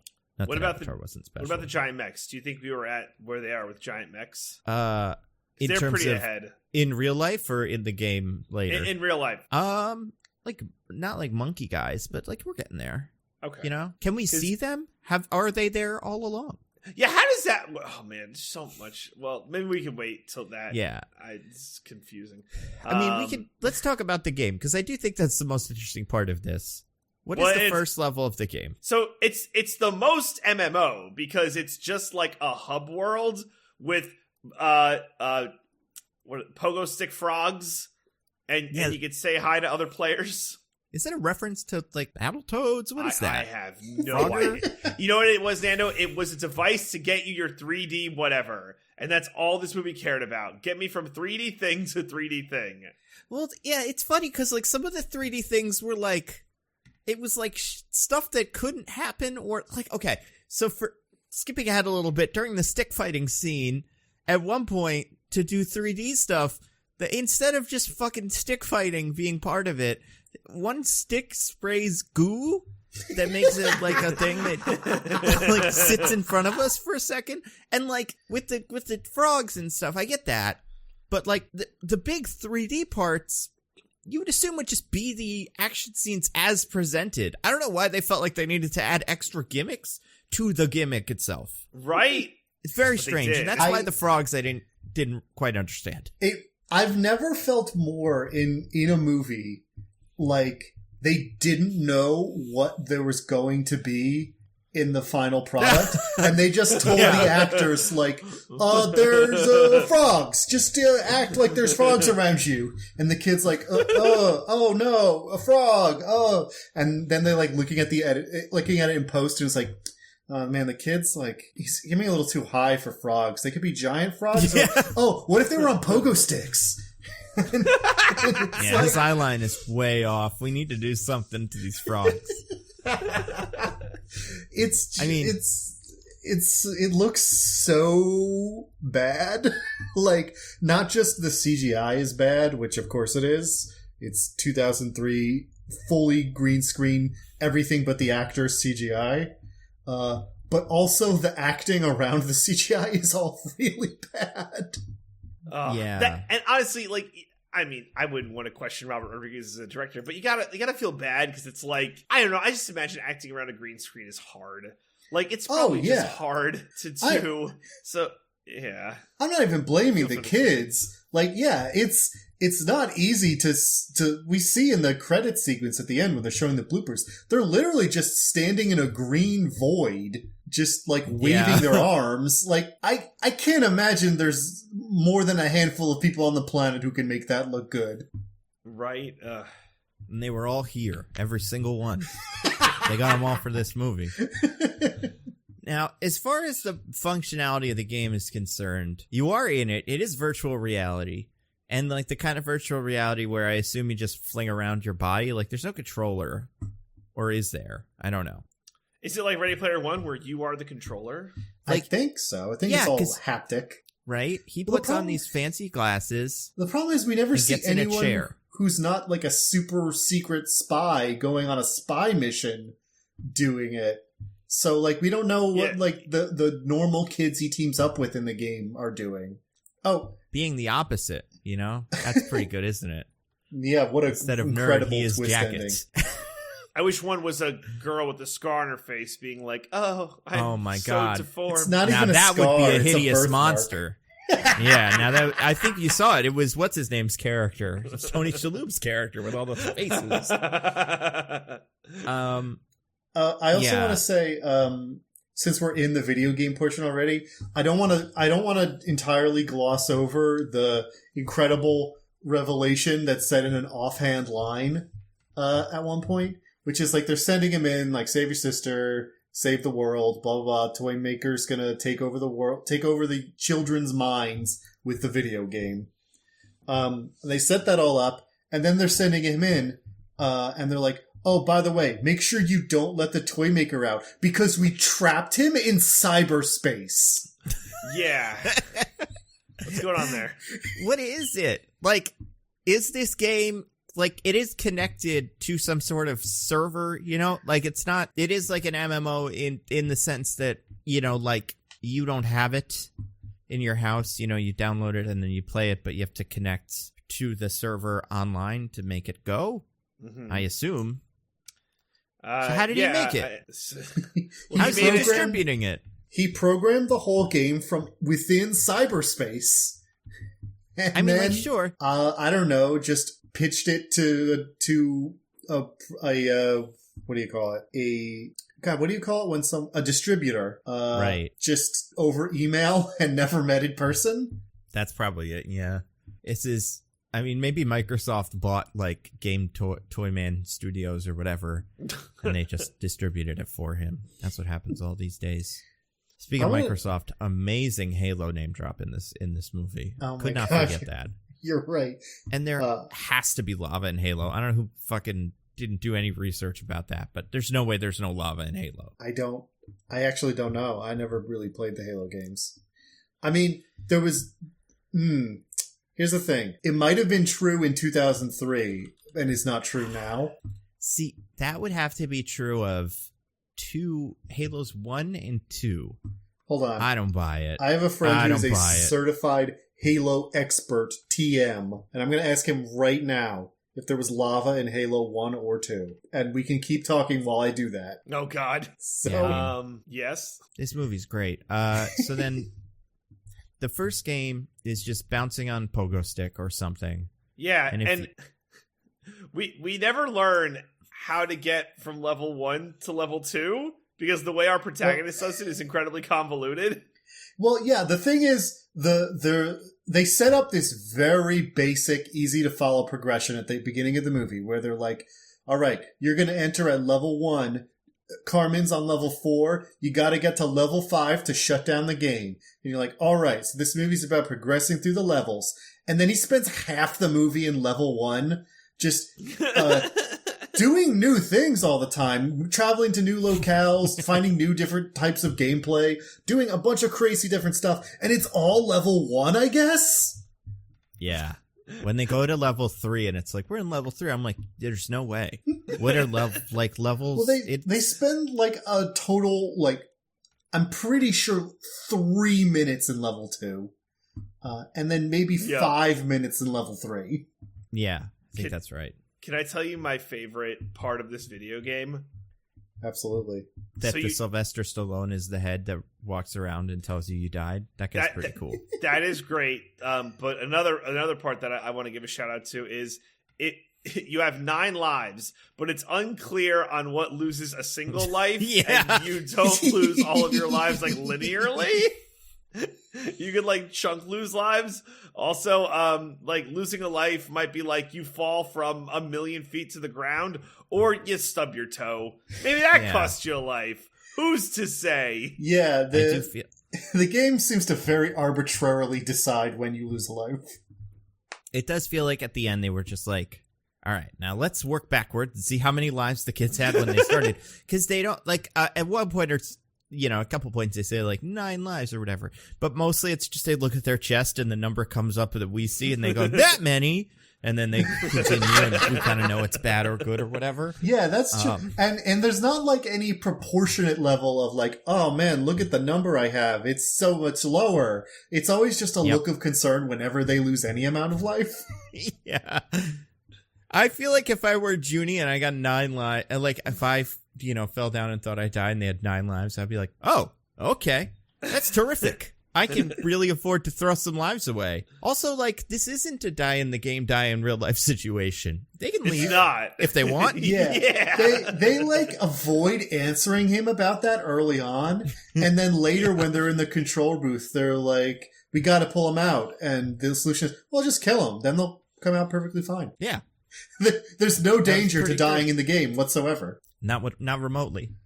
But the game itself, I mean, to describe this to people that haven't seen it, the first level of the game looks like a weird evil cartoon city kind of. It looks like Toontown. It looks like that Toontown MMO.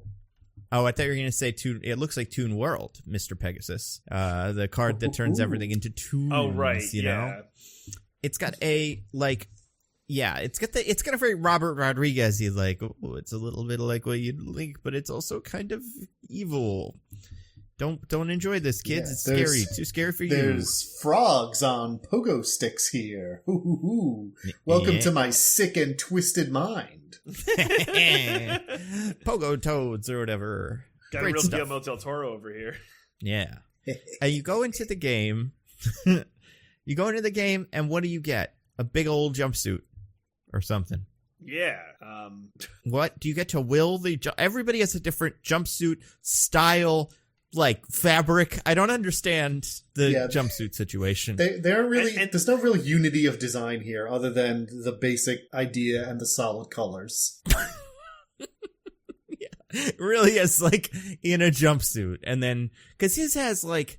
It's got, like, ribbing over the shoulders, but also it's got, like, it seems like it's held together by, like, yellow felt, like that you would buy from a craft store. But then the other kids all look like they're wearing BMX outfits or, like the modular plasticky armor. Some of them, like, Junie has a specific, like, chest area, kind of like an Iron Man, where his lives come out of. Some of the kids have, like, kind of that. But it really just looks like a kind of, you're like, oh yeah, I guess the center of their chest is kind of a triangle or something. But like, it really does look like they just went like, what do you got on you? Like in your garage. That'll be your superhero kid. Yeah, because these weren't CGI'd. Like these they the were costumes are real. Well, for some of the people. Maybe not for some Ricardo Montalbans. That's true. But one of the kids...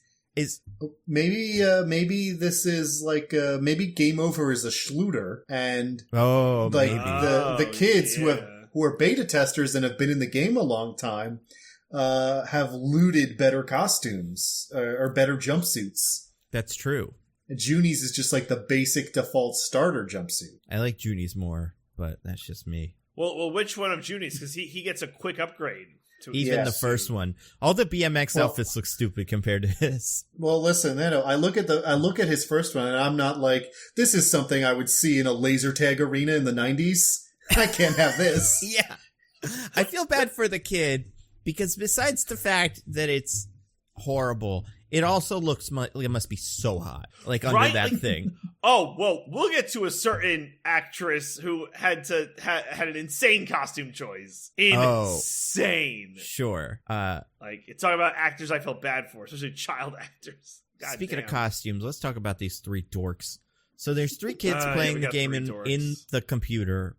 Like, they are beta testers. I don't know what that means because they're just trying to play the game. They were invited early to test Toy Master's game. Toy Maker, guys, come on. Toy Master. Oh my god, Nando messed me up. Now it's going to be my reverse. Gotta make sure I get it right. Have they ever made it to the end of the game? Or like, what do they do? No, level 5 some people. Probably stay on level 1 and trick people, it seems like. It seems like they're just collecting coins. At one point, the kid with the weird little wraparound headband thingy is like picking up coins off the floor. Yeah, that's how we meet him. Yeah, I don't know what his deal is. He's pretty cool though. He's the strong got those one. Weird wraparound sunglass thingies. Yeah, he's so strong. Now a thing he never uses once. And also, like, what is it? What does that mean? Did he max out his strength? Is that kid just really strong in real life? I mean, he's not. Well, no, but like, we learn later. He's why not. aren't the rest of them strong? They put their stats in other things like dexterity and hair. Well, cool and brain. Cool and brain. So putting your stats into brain gets you a nerdy haircut and glasses. So this is the thing I wanted to talk about. So we're referencing it now, so I want to bring it up now. At the end of the movie, the three kids have, in one scene only, bring up the fact that I'm the strong one, I'm the brainy one, I'm the cool one. Doesn't matter for the rest of the movie. But at the end of the movie, they show up, and it turns out that the strong one's actually small and weak. The brainy one's actually like a cool 50s biker kid. And the cool one is like a friggin' nerd. And so the two I get. Strong, like, you put all your points into strength in your character or whatever, and you get to be super strong in the VR world. Cool. You make your character look super cool, and you get to be a cool guy in the VR world. Brains? You're still working with your own brains. The game isn't making you smarter. You're just making yourself look like a nerd for no reason. Yeah, it makes your in-universe eyesight worse, I would assume. Well, maybe it's like one of those games where you get like in-game prompts, like, oh, you're like in Fallout, like, oh, you're smart enough, you get the like whatever prompt or whatever. Yeah, maybe there's a lot of like lock-picking missions and shit like that we don't see and stuff that he has to do, or like he has to do like the dumb programming puzzles from Spider-Man where you're turning squares until everything lights up or whatever. Or maybe really good at that. Maybe they've just edited out the fact that every conversation is actually made from dialogue trees with skill checks and everything, like DJ suggesting. I think it's possible because like this kid is like, when they have their conversation at the end of the movie, he's like, I'm not smart in real life, I'm cool instead. And it's like, you might be, but also you're not cool in real life either. You gotta pick a thing, kid. You're weird in every version of the world. How do you know he's not cool in real life? I saw him. I used my eyes. I got a good look at this kid. Leather jacket, Nando. I mean, everyone who wears a cool leather jacket is cool. Do you think when he came into the version, because these kids don't know each other, but they are near each other enough in real life that they can be at the same place later, right? But like, that's true. They all show up, so there's some it's like kind Freddy of Krueger one where like all the kids live near each other. They do nothing at the end. There's no reason for them to show up.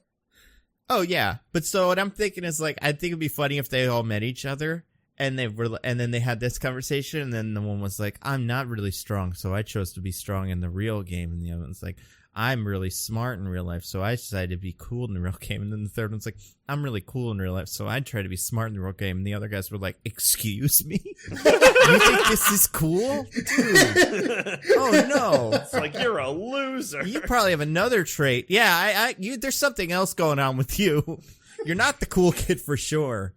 You're like the 70s kid or something. I don't know, but it's I could have done a short to tall. I wanted to be. I'm a shorto. I wanted to be tall in real life. Yeah, I'm a middle, and I was very happy with that. And yeah, and the cool kid is like cool. His coolness is just kind of like he's tall. That really is his whole coolness. And he's got, I mean, as we know, early 2000s spiked hair, Nando. Come on. Yeah. If it But was the kid any has later, that too. The strong kid has that.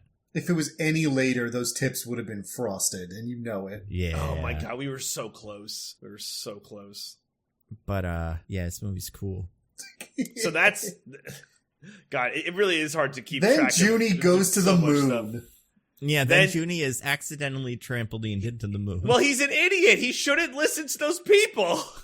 Well, no, this is the bad one. There's a worse one later that he does, which during the Speed Racer part, that one Junie's like confirmed a Dumbo. But at this point, it's like, was that what he was supposed to do? Because No, he lost a life and like had to go a roundabout way to get to level 2. yeah, but he got this super mech suit, so that was cool. Well, because he did robot fighting well. Yeah, I mean, do you think these guys just like gave tokens to go to level 2? I guess, yeah, that's why they were collecting him. That would make sense. Also, the weird little floaty head things. They both are Sylvester Stallone voice, but also they can send you videos of Selma Hayek from the control room. That's pretty interesting. What's going on with those? I mean, I just assumed that they were like Sylvester bots, like, you know, patrolling Every the area. robot, he is the Alexa of that universe. Yes. Just like coincidentally. Well, no, this is this is the toy maker. In universe, Sylvester Stallone is the voice of Alexis. Oh yeah, that's true. Oh, Yeah, well maybe it's Frank Stallone, his brother, you know. And there's no Sylvester Stallone. This is an alternate universe where Frank is the main Stallone. he was Rocky. Yeah. Yeah, this movie's really bad. No, it's cool. I liked it. So kid goes to the moon, and they're like, you gotta go do some stuff. And he's like, it would be helpful if someone else was here to help me with this game. Maybe. I don't know. Might not make a huge difference, but let's say it is, right? This is where the video game part of it really confused me. Okay. So he looks through the family Rolodex, right? Yes. Mm-hmm. And then he goes to the 4 family members. It's dad, mom, grandpa, and Machete. Mm-hmm. Do you guys remember what they all had stats? Do you remember what their positives and negatives were? I don't. I did For a look individually. virtual reality game. I'm going to read them to you. I okay. remember the reason he picks Grandpa, which is insane. It really is insane. So the family file. So we have Gregorio Cortez. That is dad, played by Antonio Banderas. He is unreliable, forgetful, worrywart, nervous, may crack under pressure. But then the kid says, and I guess this is some other, like, so those are all negatives. I guess the positive is like assertive, athletic, knows karate. Don't matter. This is a video game, I guess. Like, athletic, who gives a shit? But sure. Ingrid Cortez, the mom, is intelligent. Hold on. It's difficult to like find it. Or it's not difficult to find it, but this whole thing is just all this information they're hiding from us because they know it's so terrible. But okay. So there's one person from the outside help him on his journey. Okay, calls up the family files. All right, whoever makes these files is the biggest jerk. Okay, so the mom is intelligent. That is her like general trait, but her big traits, like her actual things that come up on her little dossier card are Right. Here we go. Okay. Assertive, athletic, strategist, knows karate. Wait, no. The mom is, excuse me. Oh, okay. So those are her goods and, okay. I was wrong. Back this up. Okay. So that they both on screen very quickly, like at the speed of light, get their positives and negatives displayed. Okay. So I'm going to have to really slow this down to find out dads. I do want to get these, though, because they are bizarre the ones that I do see are pretty crazy. Okay. So dad is intelligent and resourceful. Those are his positives. Pretty good. That's good for video games. Yeah, I agree. But like I said, bad things: unreliable, forgetful, worrywart, nervous, may crack under pressure. May crack under pressure. He's a spy. Why is he a spy then? But he's not a spy. He's like a scientist or something, maybe. I don't know.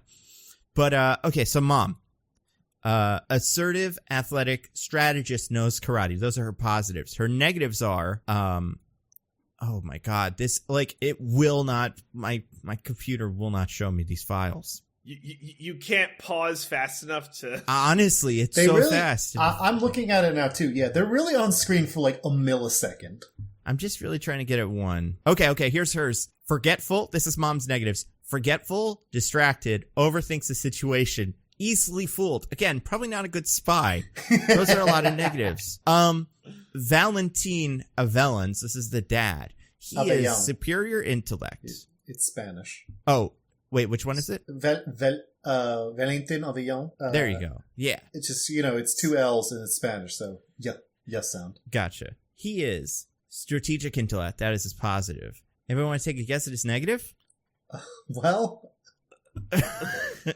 directly quoting from the movie and how it puts it, physically disabled. It's a video game. What is this game? Well, but it's a video game that's like full body haptics or whatever, so I guess he wouldn't be able to use his legs that way? Apparently. But also, it doesn't matter? Question mark? Yeah. Right? And wait, isn't the logic he uses that, because his legs are disabled, that means that, everything else is rocking? The upper half is, mega good. Yeah. Isn't that the logic? The precise words that Junie gives are that because he's hasn't been able to use his legs for 30 years, his arms and heart must be twice as strong as a regular person's. Because all the energy is going there. Yep. And that's it's an definitely what happens. Thing to say. That is an insane thing to say. And then you have Isidore Machete, in parentheses, Cortez. He is an expert gadget inventor, and he is good with tools. His negative is he has a face only a mother could love. That's rude. Compared to the other three, I guess. He is definitely the least, model-esque of that family. Danny Trejo loves showing up in cameos for things where the joke is that he's scary. Yeah. Well, and he owes a lot to Robert Rodriguez, right? Robert Rodriguez is the reason he's an actor. And they're buds. So, makes sense. Mm-hmm. So, okay. Here's the thing about it that I find the most confusing. He selects Grandpa. Uh-huh. And because then Grandpa is twice as strong arms. Because he's twice as strong arms. And Grandpa is like, where am I? What happened to Grandpa? And also, they specifically show that it takes an hour and a half before Grandpa shows up. So, in that hour and a half where they brought him into spy headquarters, strapped him into the device and everything, nobody explained what it was for. Yeah, did they black bag him, just kidnap him and wheel him in? Because he got his wheelchair into the metaverse as well somehow. So did they... Because everybody else just got on a chair, physical chair, and then they were shot into the internet. Did they put the, wheelchair on the back of the chair? And then, I just don't understand it. So, to be fair, the spy people or whatever, they told Junie, all right, you get one, power-up or whatever. You can use it now or later. It's I want to use it now. So, they must have had all of the family members, ready to go?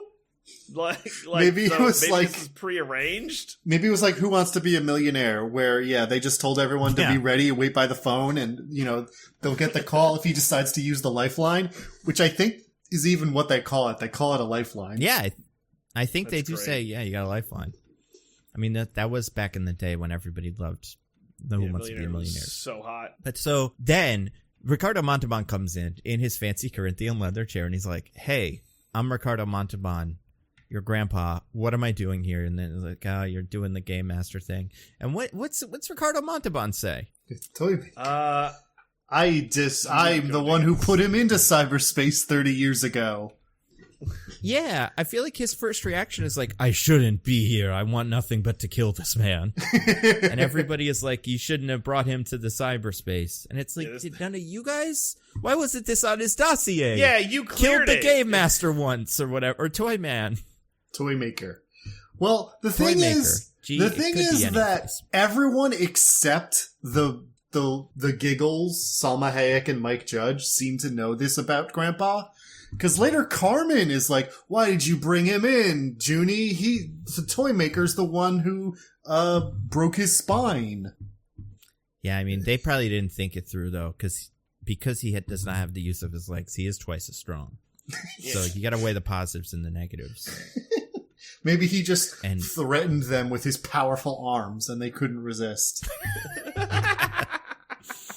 I mean, yeah, it's great. I remember seeing this as a kid and this was peak, hey, maybe being, disabled as a superpower, because it was this and Daredevil at the same time. Like, they both came out in 2005 or like around 2005, and it was like, you never know, maybe your heart beats twice as strong because you don't use your legs. It's so weird. It's amazing. I love this movie. But also, that never comes up, and later the movie has a very weird attitude about people who are handicapped. Yeah. Like, and not like a bad one, but a very weird one. Yeah, I think that's fair. It's real awesome. And even before anything really even happens and there's no consequences or whatever, for reasons that make sense later, he does get mega legs. Well, as soon as he shows up, the mega legs capsule just pops into view, and they're like, yeah.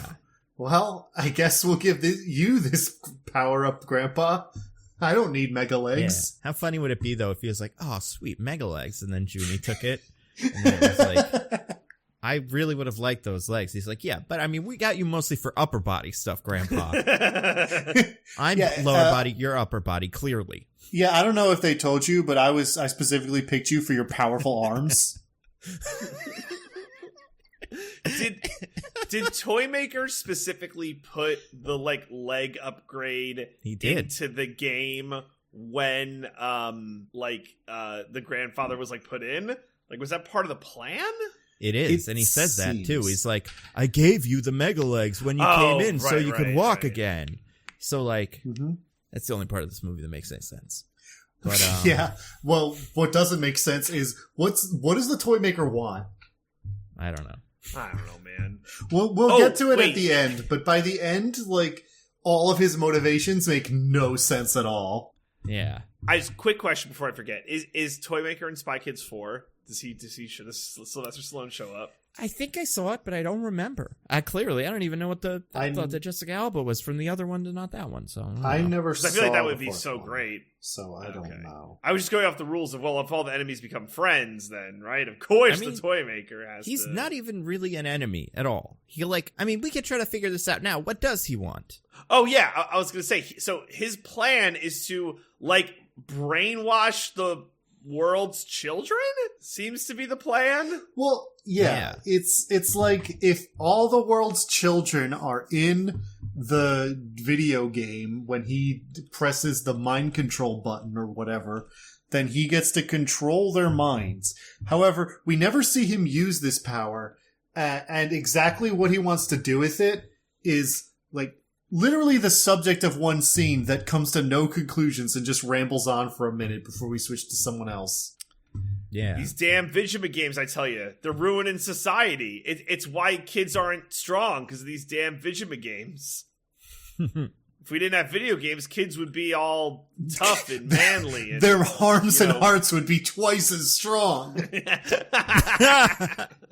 Oh my god, yeah. So that's his plan. And honestly, as far as plans go, was this Robert Rodriguez trying to be like, watch out for video games, parents? Kids will never talk to you ever again. I don't think there's anything that provides more definitive proof that Robert Rodriguez doesn't know what a video game is than this movie. Yeah, that's probably true. That is true. But then It's a big robot fight. It's so funny that he's like, fight. Grandpa, I got Grandpa. All right, Junie, what are we going to do? I'm going to do a robot fight. You want to watch? You're not in it. This is a Junie scene, baby. Yeah. I guess, like, I don't know. Well, Grandpa ran away to chase a butterfly, and then Junie Yeah. What went was into the the deal robot with that? Well, later we find out that the butterfly is how Toymaker spies on them, and I guess Grandpa knows that, so he catches the butterfly so he can talk to Toymaker, except he doesn't use it to talk to Toymaker until the end. And Was that their call sign when they were, like, buddies? Was, like, butterflies? Like, maybe. fuck. But even if he does, like, the Toymaker's in charge of all this anyway. Why does the Toymaker need to spy with butterflies? Also, I feel like if we're on the moon, probably don't do butterflies, Toymaker. That's gonna stand out. I mean, I guess this whole thing doesn't make any sense. But also his little robot friends are what he uses to spy. His big old, little robot face guys. Toymaker? You're not making any sense.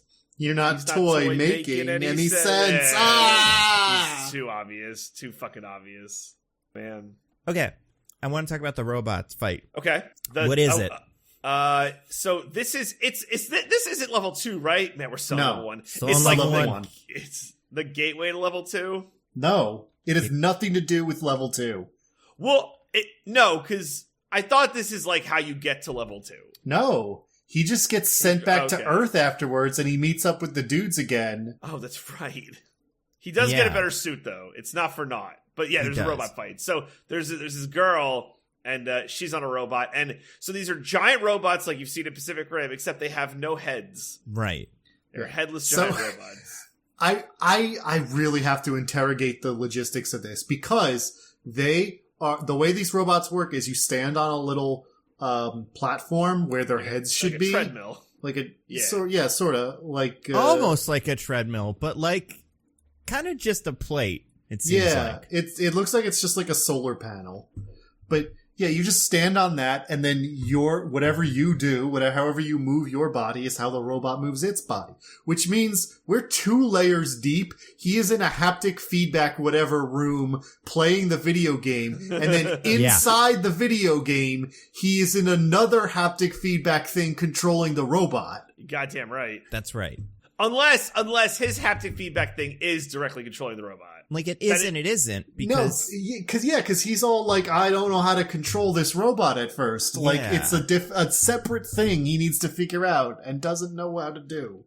And also, it's like sometimes it seems like he's like kind of connected to it by like, I don't know, magnets, and sometimes he's not, because at the end, after he wins the big fight, the kid who's like the main, like the ring guy, knocks him into, like, pulls the thing, the platform, and like uses the platform that he's on to rocket him back to Earth. But like there's many points where he gets punched and he just doesn't feel it. I feel like a great strategy in this would just be like lower the things. You know, like if these were happening in real life, don't punch. Don't bother with any of that shit. Just try to lower their robot with your robot so they fall 30 feet and then break their legs. Yeah, right. It's a terrific plan. But also these robots are like made of fucking screws. Yeah. Little bits of screws and nuts and bolts and stuff fly out from these robots so we can have more 3D things in our faces while we're watching with our big stupid glasses. This movie is a way to get from 3D thing to 3D thing, and that is it. There is no other function of this movie. But like the 3D thing should be the robots punching. Why is it this? Like, why is it the robots, the 3D thing? I don't get it. Is it like all the effects they could afford or spare? I don't know. Yeah, this is what we get. There's some things that happen in the movie where like the kid with the stick like shoves the stick at the camera. I'm like, all right, I think that's like a 3D thing. Then there's other times like this when like someone does a big punch. I'm like, I guess that might have been 3D, but like it couldn't have been. All of this couldn't have been 3D because it wasn't Avatar days. It was that kind of like something in the frame maybe is 3D, but I don't know. Did Robert Rodriguez think we would be living in a world like 20 years from Spy Kids where just everything is 3D? That this is the only thing. It's 3D and that's it. There is nothing else. I mean, it was. I mean, if you remember, this was before then, but if you remember, 3D was once everywhere. Every movie every major movie had a 3D release, and like I had a hell of a time finding non-3D showings because I didn't want to pay for 3D because it doesn't work for me because my eyes are bad. And it's just like, it feels like something I think that they did to just kind of juice ticket prices, because it was like, you can have a, $15 3D ticket price if it's a $12 regular ticket movie, So like, there were all those movies afterwards started winning. Oh, wow, that's the highest grossing movie ever. Well, yeah, kind of. Its tickets are way more expensive.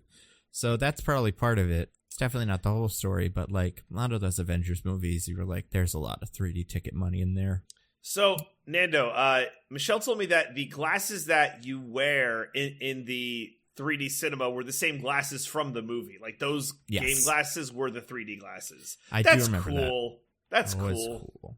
Why do two of the kids in the 3D glasses game wearing real glasses? Like, I don't get it. Why does this kid have glasses on his head? Especially because we later find out that kid doesn't wear glasses in real life. He chose to have the glasses so he'd look like a smart boy. It's so weird. Oh, it's so weird. But okay.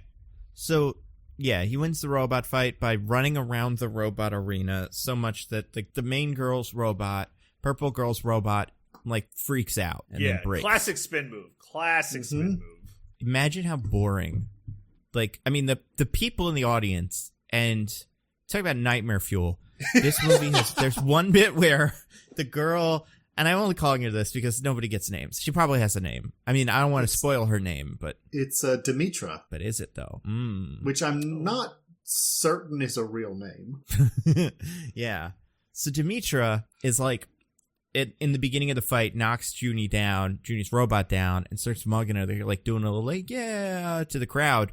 We look at the crowd, and it is like flat avatars of people, I guess. Oh, it was like worse than Sims. It was like Sims with like quarter flat faces. Yeah, it looked to me like it was like it could have been some sort of like Lunchables contest or something where. Yeah, that's what I thought. You sent them a picture or something and you were in it, because they looked like real people, but not like movie stars. They were like real people faces mapped onto cardboard cutouts that they stuck on of bad CG models.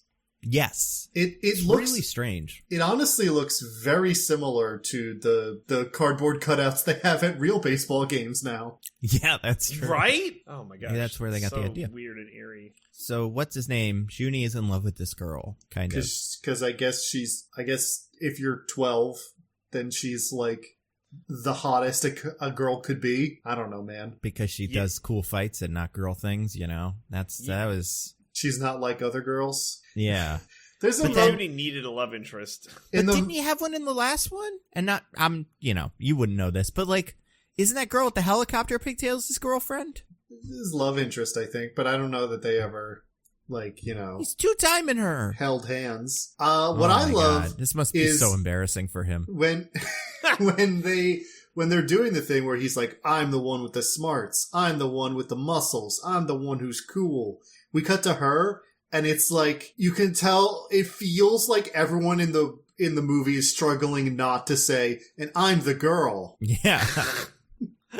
Oh, man. Yeah, this movie's cool. So cool. So then they do Speed Racer. Hooray. The Speed Racering is fun. Okay, so here's where Junie is like the dumbest boy. It's truly the dumbest boy. So they're doing Speed Racer, right? And Junie gets his car, and there's literally a button in the car that says, do not press. And the kid who's like the cool kid is like, hey, Junie, you want to win? Press that button. And Junie's like, but it says do not press. And the kid goes, it's a speed boost. And she goes, okay. And it like is the ejector seat, but it's also the car flip over button. Yeah. It's also what this thing is. I mean, it's like, it is like in a game he got convinced to press F5 or whatever it is. You ever done that? Alt F4 to do the power up. Yeah, that's what happened here. Also, the reason they're doing the race at all is because when he showed up back on Earth, they're like, he's the guy because he has the power suit and is the same rough size and shape of the guy on the cover. That means he's the guy, the fabled guy of prophecy in this video game who will lead us to the end of the 5th level and let us beat the game. But the main cool leader guy is like, no way, it can't be him. Let's do a race, and if you win the race, that'll prove you're the guy. But the whole time Judy is saying, I'm not the guy, I don't even know what you're talking about. What?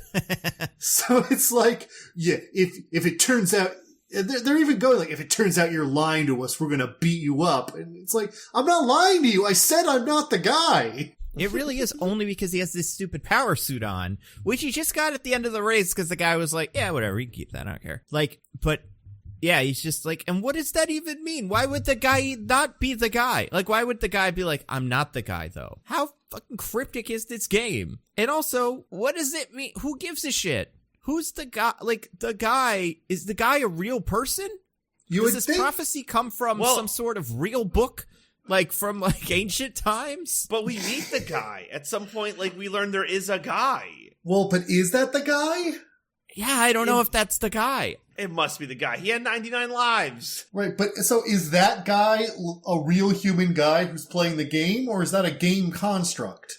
Well, that we never learned. I would love to see what he looked like in the real world. Was it actually the person whose name I won't say yet? Probably leather jacket. You know, I would guess at least maybe 2 leather jackets. He's maybe like a long, like dark cloak that can turn into a rock if you pull it over yourself. And I was gonna say like a duster, like Matrix. Like that's just the ultimate level of cool. Yeah, and they all get in cars that get into other cars or something. I don't fucking know. The game is very excited about, like, it's like get in a car and they're small cars and then all the cars evolve into bigger cars. Except for Demetra, who's just riding a unicycle. Who? You mean the Masked Racer? That's a different guy. I'm sorry. I mean Racer X. Yeah! Racer X is back. And it's like I don't know, fucking some sort of, like, yeah, weird pogo stick car unicycle thing that is just, you know, part of it. I don't know. It's pretty weird. Yeah, and then they do a big race. Junie presses the self-destruct button because he's an idiot. But an idiot. Thankfully, his grandpa picks him up off the floor and puts him on someone else's bike. Yeah. Yeah, I mean... I would also like to interrogate at the beginning, Sylvester Stallone says, the only rule is there are no rules. And I'm like, I don't think that's true. First of all, there is a finish line, so that's a rule right there. Second of all, you can't just back up at the start and then cross the finish line, and that means you win. There's a second rule. That's true. You've got to go along the whole track and not, like, skip bits. That's a third rule. There's many rules in this race. Too many rules, if you ask me. And one of the rules, you can steal other people's cars if you want. There's so many things you're allowed to do. And it's just for fun, too. Like, if kids don't finish the race that are part of the crew and they survive, you know? If the blue kid loses his car, Junie gets it because grandpa gives it to him. Although he gets a car later. I don't know what the fuck's going on. But also, I do want to point out, at one point, the cool kid gets thrown from his car, lands on another car and is fine.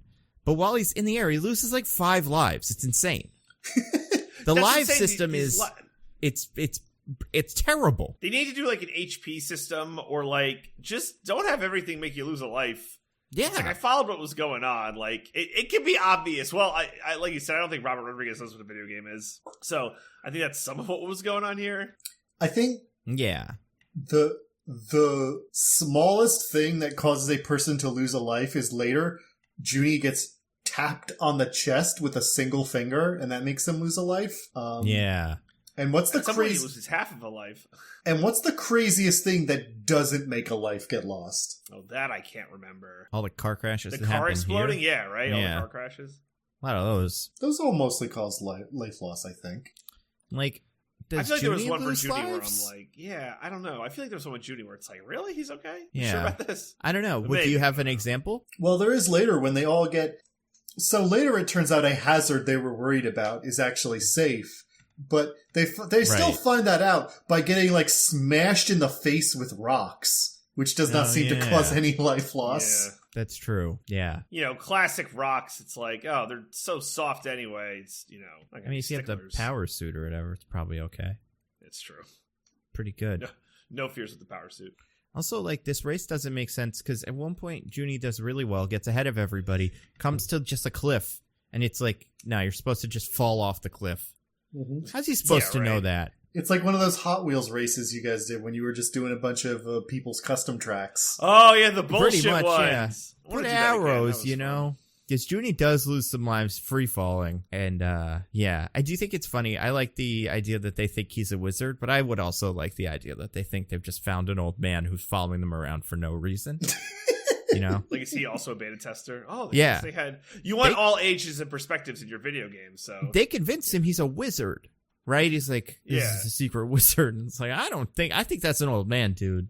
We're not supposed to talk to them on the internet. That's a very recent development, I guess. Well, and they thought he was the guy, though, so maybe it's like, oh, he's the guy. Maybe he has access to a wizard. That's true. Yeah, this movie's pretty cool. No, look. Okay, so they do Speed Racer, and then that gets them to level 3? Gets them level 2. No, incorrect. It's still a level 1. And the race has nothing to do with getting to level 2. What gets him to level 2? Well, afterwards, the guys, now the buds are all convinced that he is the guy, and they're like, okay, we'll take you to level 2. Oh, okay. Finishing this race had nothing to do with getting there. We just know how to get there. And level 2 is the one that's kind of like the Matrix? Yeah, the one that they're in for 3 minutes. Yeah. Yeah. Also, sometimes the compositing and like keeping everything together when it comes to Ricardo Montalban's body is fine, but sometimes it's not. And from far away, and when they first enter the Matrix world, so like I'm gonna say exactly 38 minutes and 5 seconds in. Yes, a humongous butt, his robot mech suit, and a teeny tiny head. I cannot impress enough how weird this guy looks. Oh man, I'll just take a picture and put it in the chat. But yeah, and then there's something about cheat codes or something, and then the devs are the Matrix. I don't know. Yeah, well, Demetra, who has joined the crew, has a map of the game world, which is cheating. And that makes the programmers, who for some reason are like the in-game mods and not like community managers, which is normally would be doing this job. And they come down as like a strange mix between Matrix people and Bulk and Skull from Power Rangers. Yeah, that's a good one. And they threaten them a little bit, but then Ricardo Montalban picks them up by the scruffs of their neck, and they're like, oh no, even though we're the programmers who made this game and presumably have God mode powers and can do whatever we want, being picked up by an old man is too scary. Please don't hurt us. We'll do whatever you want. It's twice the strength of a man his age. His heart is pumping at rates we can't even imagine. Also, look at that picture. Sorry, Nando just posted the picture, and it's like the bimboification meme, but it's Ricardo Montalban. Oh my god, it's awful. How? I don't know why I'm laughing at so much. It has something to do with the way his head is back. I'm kind of like imagining what this guy is like walking and strutting. He's so excited about this. This guy's like, what the fuck is this guy? I'm pretty sure this isn't a wizard. Everything in this game's pretty A to B. This guy doesn't look like a wizard. He looks like a Power Ranger. He looks like Ned Flanders in that one episode where Homer just keeps imagining him saying, nothing at all. Nothing at all. Nothing at all. It's for me, it's the arch of his back. The way it looks like he's like deliberately presenting his buttocks. I like that Junie is the kid behind him too, who's gotta walk like this is just everything in front of him. Stupid, so sexy grandpa. Yeah, exactly. Chasing that high forever. Take his girlfriend to the metaverse and get her some mega legs. See if that does something for that's what the mega adult legs Junie. are for. Mega legs and dad ass. This is a really formative part of Junie's life, and this messes him up forever. Yeah, honestly.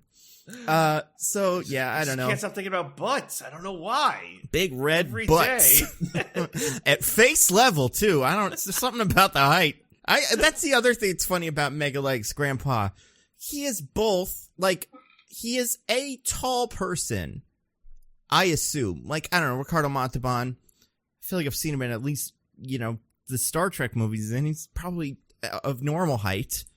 But I he will gets give like this Ricardo weird, Montalban that he is taller than a child. Yeah, but he gets this weird like mega body. It's not just that he has mega legs; he also has like big old strong arms too. It's so weird. It's amazing. He's so thick, dude. He's so thick. But yeah, go to Nando's Twitter so you can see what it is. It should be there, This will right? be trending by tomorrow for sure. I love it. This movie is great.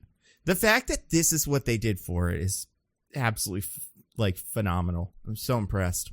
Guys, I don't know. This movie's good. I looked him up for some reason. Give me one guess each. Who is Daryl Sabara, Junie's actor, married to right now? It's someone I know. I think I know this.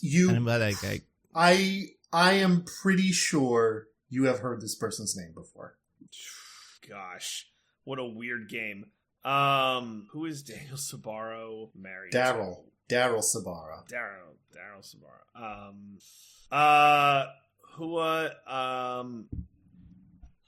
Ricardo Montalban. I'm gonna close, say Nando. Close.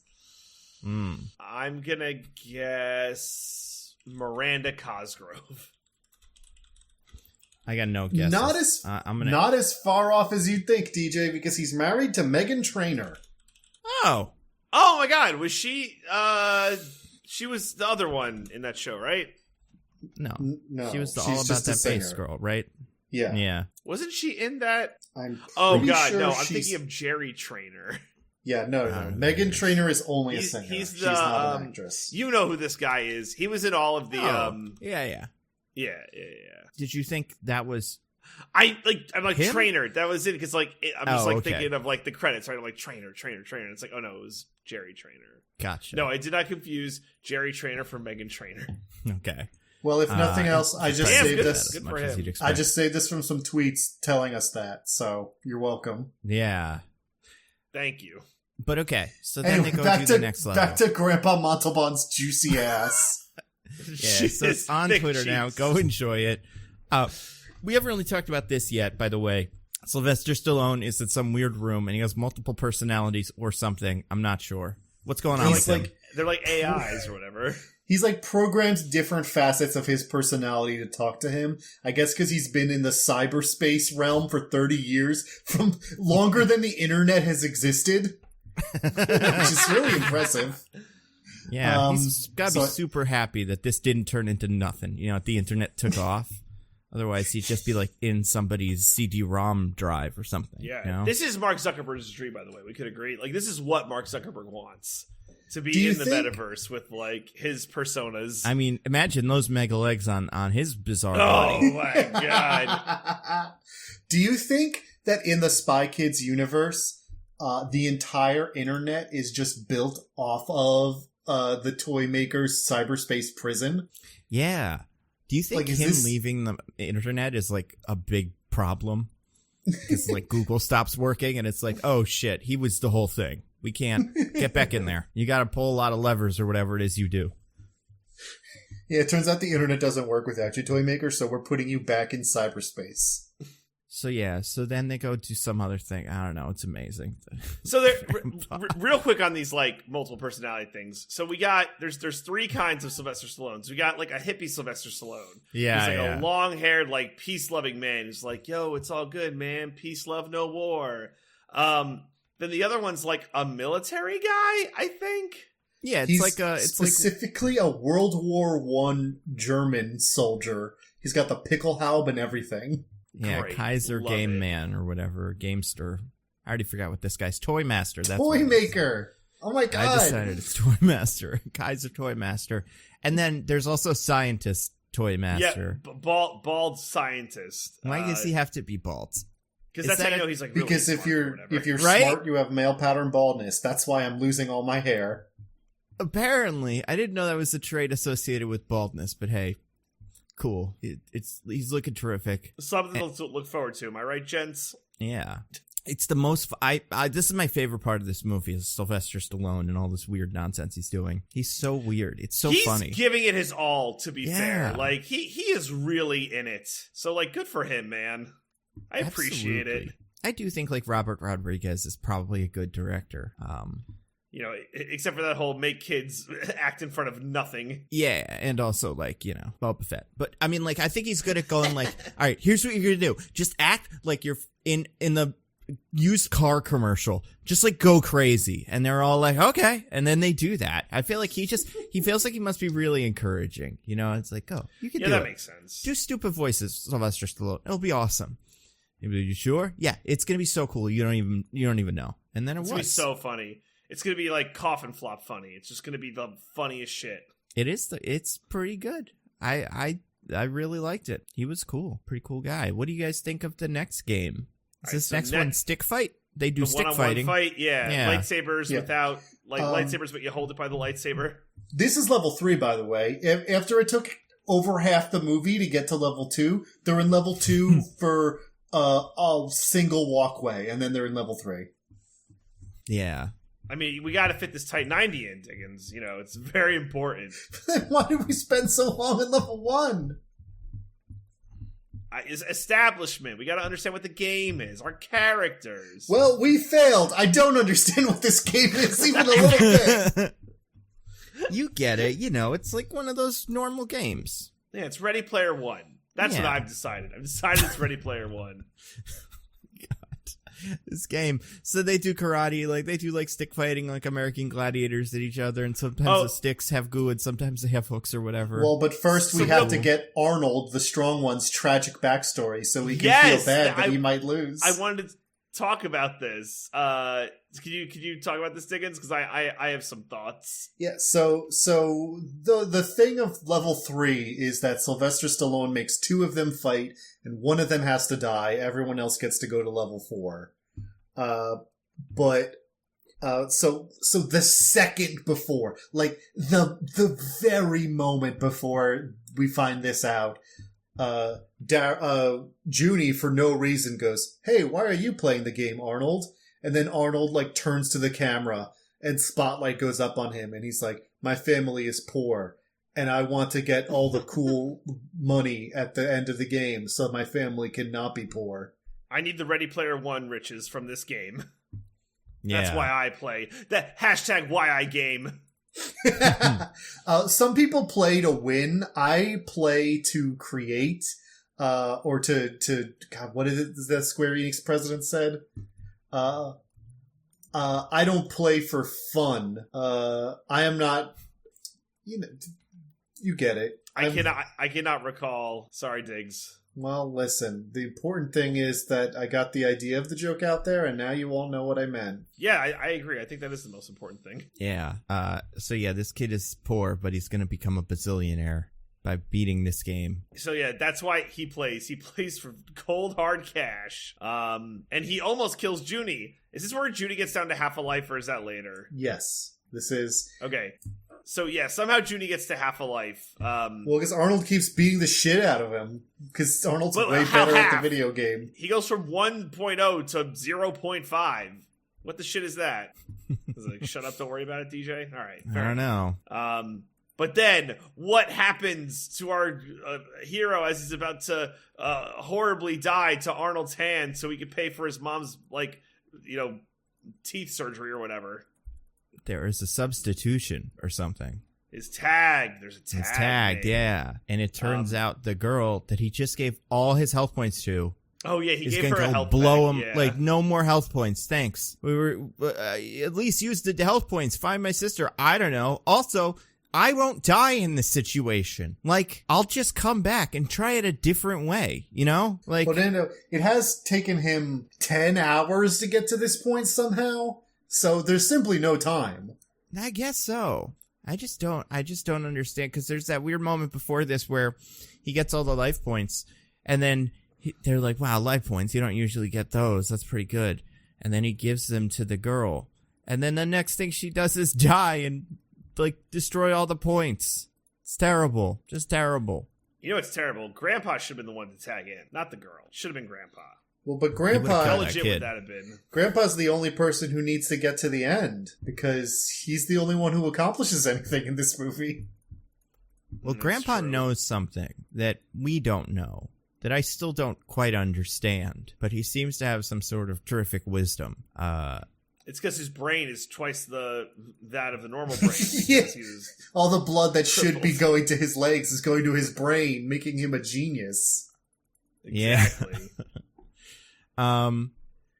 Yeah. I don't know. This fight was weird. I mean, it's Yeah, mostly... the girl. Well, it's mostly not well choreographed because they're children and they don't know how to do choreographed fight scenes. Just, fine. It's not on them. That's not what they do. But also, it's mostly just Arnold beating the shit out of Junie. There's not any back and forth. And then the girl. Yeah, Yeah. she also doesn't do any good at all. Well, she dies, which means they can progress? Yeah, but I mean, So- it's not a cool fight scene. She just gets her ass handed to her and dies instantly. Right? Yeah, it should have been Grandpa beating Arnold's ass. That would have been so fucking funny. That would have been amazing if he just kicked his head off, too. Like this, I'll use my Mega Legs, Junie. Don't even worry about it.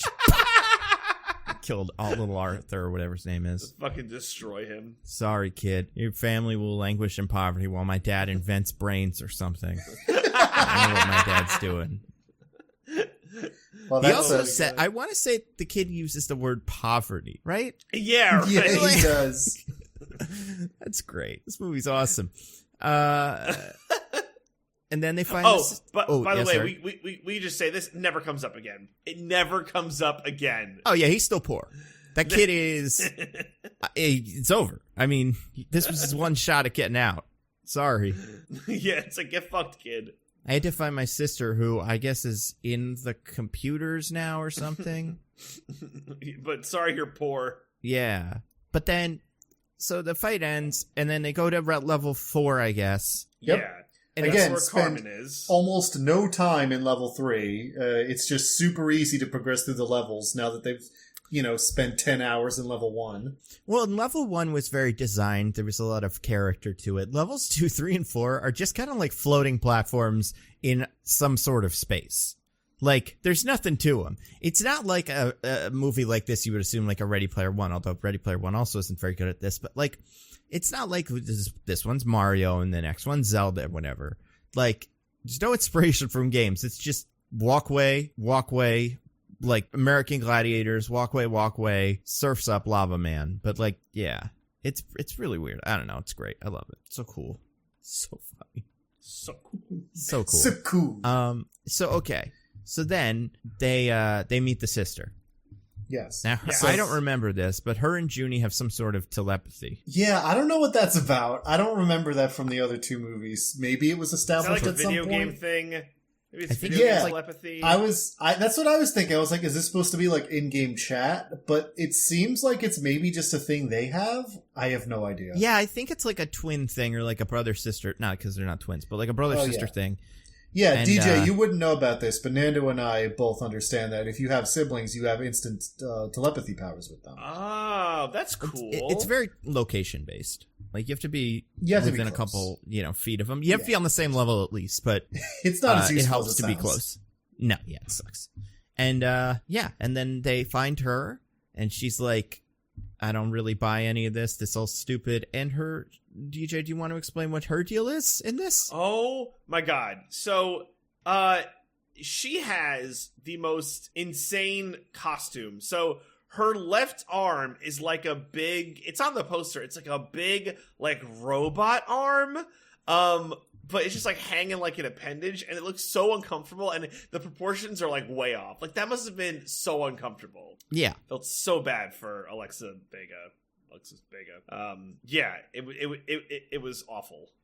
Do you think she wasn't around to film? That's why she's only in like the last third of this movie. It does feel like that. Yeah. I mean, I think She was It's she was too interesting. busy in the recording booth making the hit of the summer. it's interesting because like these movies feature it's mostly these kids, but it's fun because there's also like big stars in it, like Antonio Banderas, but they're not really in it because they're always kidnapped the whole movie. And like Right. they got even like they did it even worse to this, like where it's like, and also the sister's not in it. It's just the main kid and also his bunch of, I don't even know, like his goon squad of His pals. dorks. Yeah. His Chippendale Rescue Rangers. But yeah, so I don't know. I couldn't tell you because I don't know what their careers are like at all, but I would have to guess it's something like that. Because this movie has two plots, or not like two plots, but it's like you're going to the multiverse, you have to stop the toy man. Okay, cool. And also, your sister is trapped there and you have to go for that reason. So like, I feel like you could easily write her and her being trapped out of it, and it's just like, they have to go stop the toy man. That seems about right. Like, that's kind of what movies are. So, right. Yeah, it does feel like something that was written after the fact. I'm looking at her 2003, 2004. So I'm assuming she was the hot shit. Like, it was like, oh my God, she's from, Spy Kids. Everyone loves her. Like, she did have a movie called Sleepover that came out in 2004. I would not be shocked if she won, at minimum, one Nickelodeon's Kid Choice Award. Oh my God. I'd be shocked if she didn't. Ooh. Those are two different things, right? Yes. Kids' Choice Awards are blimps. Teen Choice Awards are surfboards. I'm not sure, how to explain that to someone who isn't already familiar with what Nickelodeon's whole deal is, but even I, someone who is, doesn't understand why they're blimps now that I think about it. Why are they blimps? Well, the Nickelodeon blimp was like a whole thing. Was there like a physical blimp that would show up at events? I think at one time, I don't think it ever like flew. I thought it was just more of like a crashed immediately. This award is in remembrance of the Nickelodeon blimp. the Nickdenberg. Well, this was like the they Goodyear filled the blimp, I with guess. Slime. I don't know if it was like a play on the Goodyear blimp. Oh, I don't know. Oh my but God! It's still a thing because the football's most valuable, or the Nickelodeon valuable player for the football games is you win a blimp. Yeah, the whole it's a big part of their aesthetic, and they must have had a blimp at some point. Which great, cool. Everybody needs one. Apparently so. They're good to have. I mean, they seem cool. And I'd love to ride in a blimp. Assuming it doesn't crash. Or explode. Yeah. Or explode, yeah. But love me a stable blimp. You guys, this is the best part maybe, because then they're getting close to the end, and the game master, as we all know, Toy Master, Master Toys, goes like, I'm gonna send the Tinker Toys after him. That'll kill him or whatever.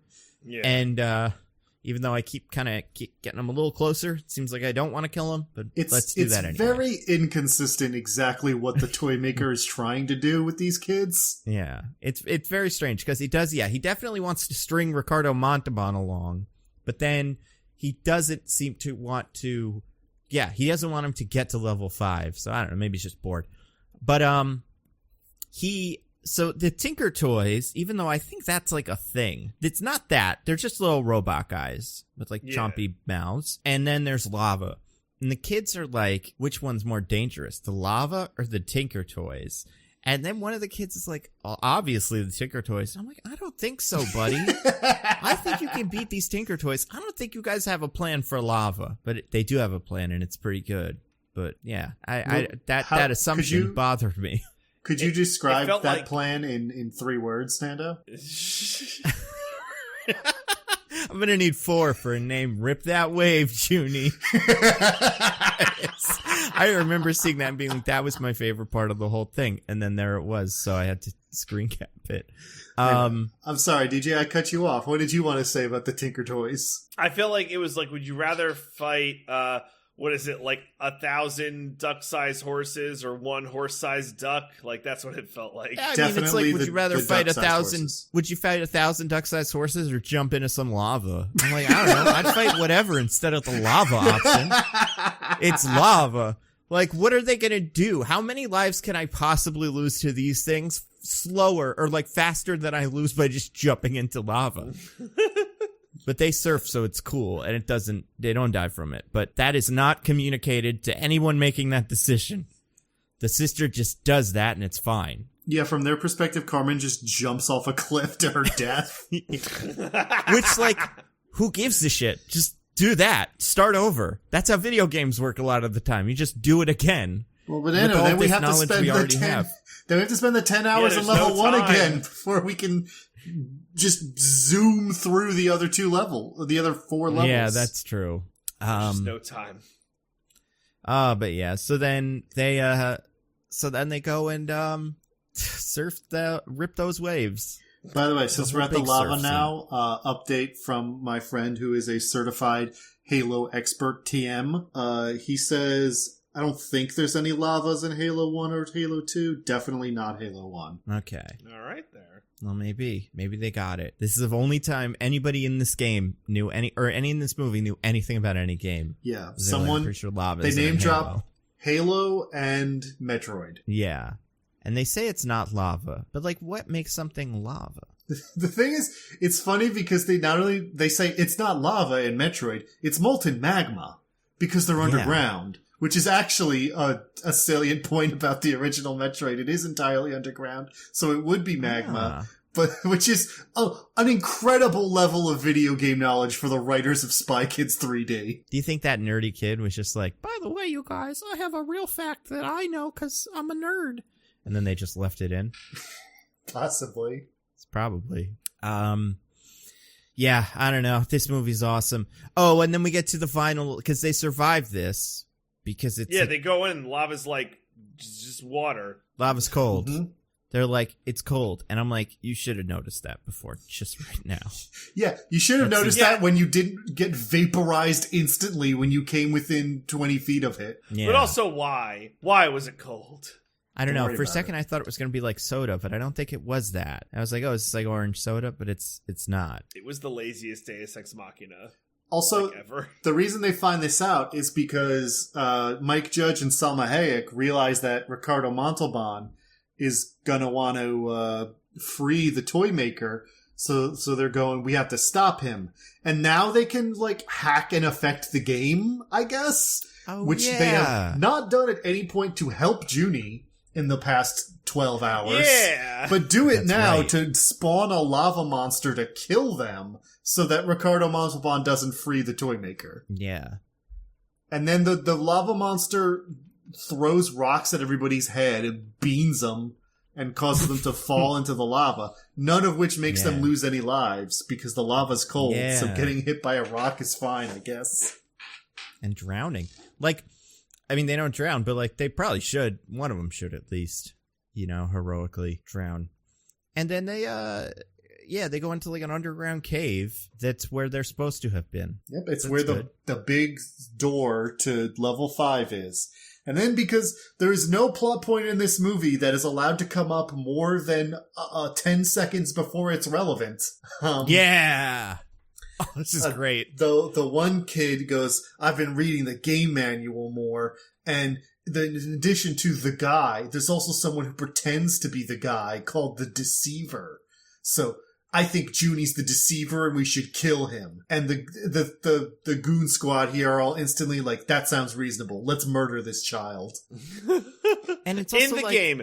In the game. And it's like, what does Minecraft. that mean? Is that person not exist in real life? Like, that's what maybe will end up happening. But like, it's like you're playing with real people, you would assume, Always? Is someone hired to be this Deceiver and someone hired to be the guy? Is the guy a CG, like a NPC in this game? Is it the guy's job to like go in and be like, I'm the guy? And then someone else playing the Deceiver comes in like, I'm the Deceiver. Or, I mean, they would say like, I'm the guy. But, to beat whatever. this level before me, you must answer my riddles 3. Now that is a game. You let me play that, Riddles 3, instead of just like walk over this big empty void on a bridge. But yeah, speaking of Deceiver, but well, you guys, that wouldn't work, you see. Because if that did happen, then there would need to be someone who was the guy. And Junie is the only character that even fits that silhouette, right? Unless fresh out of the hottest movies of the early 2000s, riding that wave of stardom to his greatest role of all time, being the guy in Spy Kids 3D, it's Elijah Wood, who shows up for no reason. Yeah. Woohoo. What do you mean no reason? He's the guy. Right, but there's no reason why he shows up here and now. To help our heroes with the level 5, the hardest level of all. Yeah. But like, so is he a guy? I don't know. That's not clear if he's a guy. He's not the Deceiver. Right. But it's not clear if he is the guy, capital, or if he is a human being playing the game. I mean, he had 99 lives and a sweet outfit. Like, why would he be a coded? I mean, I guess if you can have a coded deceiver, you have a coded guy. That's the only thing that makes sense to me. Yeah, they would both have to be fake guys. Yeah. Especially because being the guy is mostly looking like the silhouette on the thing. Right. And so apparently being great or whatever. Yeah, not just anybody. It has to be someone that already looks like that. And by being the guy, what does this mean? That you can lead our players to the promised land? You can lead people to the end of the unbeatable level 5. But you didn't, lead anybody anywhere. Or so I anything. guess he's not the guy. I guess not. He's just some guy. He did lead them by going through the door first, and, And dying instantly. He took the hit. Maybe that's the guy's purpose, is to take that hit for the heroes. Maybe those, proximity lightning bolt mines are one use only, so the fact that he triggered them all meant the rest of them were safe. He's a Jesus-like figure, you see. I'd believe that if he were played by Keanu Reeves. I see. He's also wearing one of those battle suit thingies. Yeah. He had 99 lives. The kids are like, no one's gotten a battle suit before. So did he get his later? Well, no one they've seen, so maybe they just didn't see when Elijah Wood got his battle suit. Or it's pre-programmed with him, like he just has it. Right, that makes sense. Yeah, it's an amazing cameo. On the table. It's so wild that he's in this movie. I love it. Apparently he's in another Robert Rodriguez movie. That's how they know each other. Is Robert Rodriguez just the nicest, most charismatic man in the world? And anyone who knows him, he can convince to be in one of his movies. I mean, I've only heard great things about him. But also, yeah, he directed, what was it? There's something, maybe, or maybe not. Maybe I'm crazy. I don't remember. You are crazy, Nando. I thought that The Faculty. That's what it is. It's Elijah Wood. That is a Robert Rodriguez movie. Have you ever seen that? No. Oh, it's it's pretty funny. We could watch that one day, but yeah, he's part of that, I guess. Jon Stewart's in it. Oh. Yeah, it's one of his couple of movie roles. But okay. So then the movie's kind of over, you would assume, right? Because then they just leave and turn off the whole thing. It's pretty cool. Yeah, incredibly anticlimactic. Grandpa just shows up and is like, "You guys should leave. I already turned the game off. Goodbye." Yeah. Wait, but thanks, first, Grandpa. Before that happens, Nando, there's a plot twist. Yeah. So we learn who the real deceiver is, and it's the girl one from before. Yes. Because as Robert Rodriguez knows, all girls are either your sister or they lie to you and are evil. Yeah. Great stuff. Great stuff. And then and then she fights them back, gives them the chance to survive or some shit. Then they survive. I forgot there was one line that's like a through line, and this is earlier when the girl first dies before she comes back. We learn he's the deceiver. Judy goes, "I didn't even get her email address." Yeah. I love that so much. It's such a good line. And then the girl gets the email address from that girl, but the daughter, Carmen. Yeah, Carmen gets an email address later from the cool guy. From the Giggles. He's one of the Giggleses, I believe. Part of her family when you really get down to it.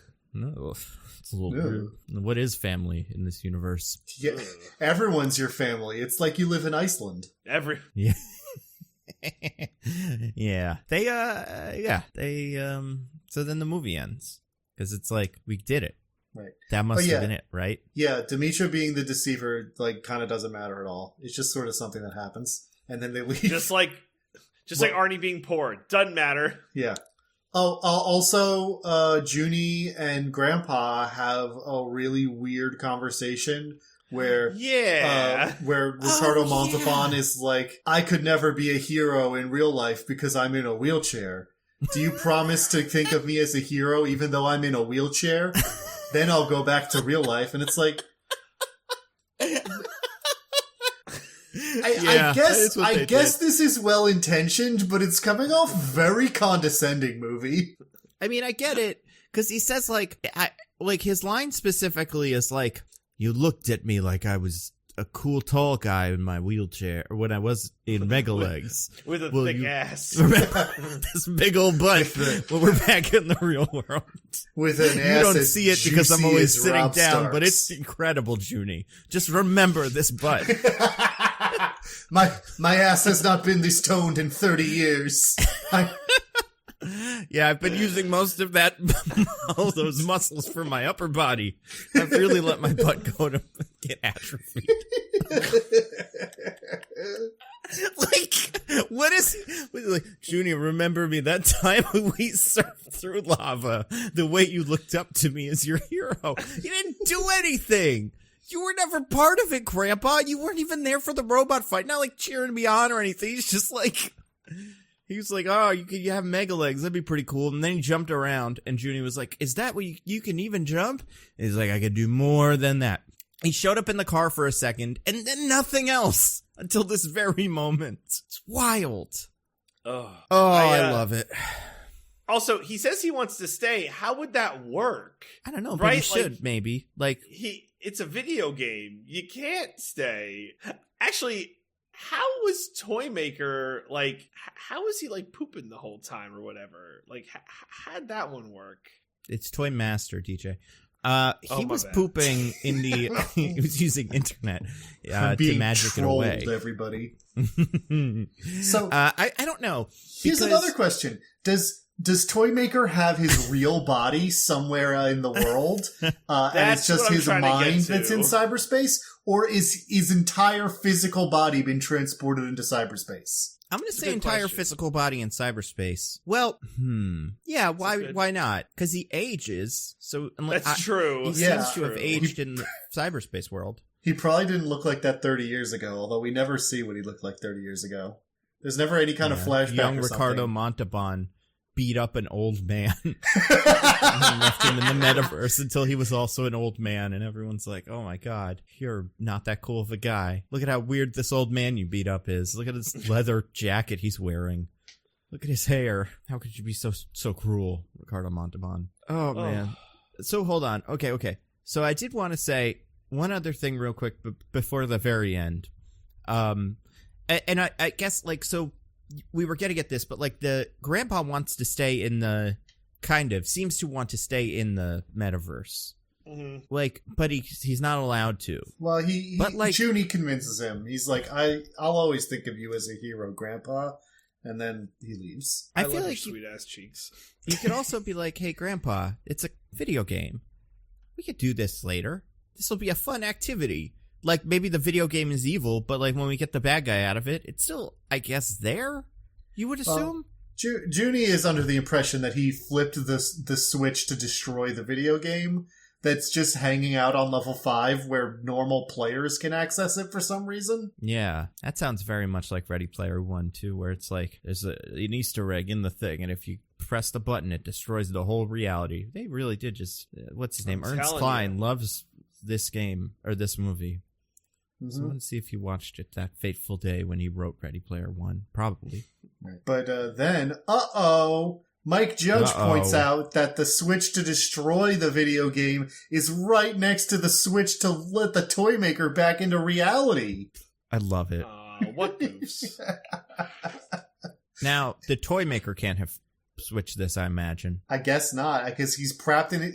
He's trapped in his cyberspace prison. I don't think he can leave that little orb we see him in for the entire rest of the movie. But, like, so what did he do? Like, what can he not do? Why can't he just be like, hey, goon, deceiver, go flip the switch to let me out? Does he even want to be out? We really are confused about this. For good reason. It doesn't make any sense. But, like, yeah, I don't know. Again, what he wants is so opaque, because he talks about the plan to control all the children, but then also the entire movie he's helping Junie and Carmen get to the end, presumably to free him, because there's nothing else they could do there that would help him. Right. So his real plan is to get free, I guess, but why does he want to get free? I guess to I do don't know. the thing we see him do at it doesn't make any sense. It breaks your brain. It breaks your brain. It really is very strange. Okay. So then it turns out there's big old robots in the real world or something. That's weird.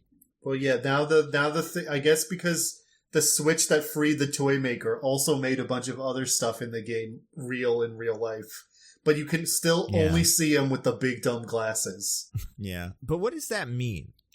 Like, is no one else like? Yeah, because they all think it's like earthquakes and tornadoes and whatever. Right. But are people getting smushed by the big gorilla robots and just Maybe. being Presumably. flattened by nothing and being like, "Oh no, this earthquake really got me"?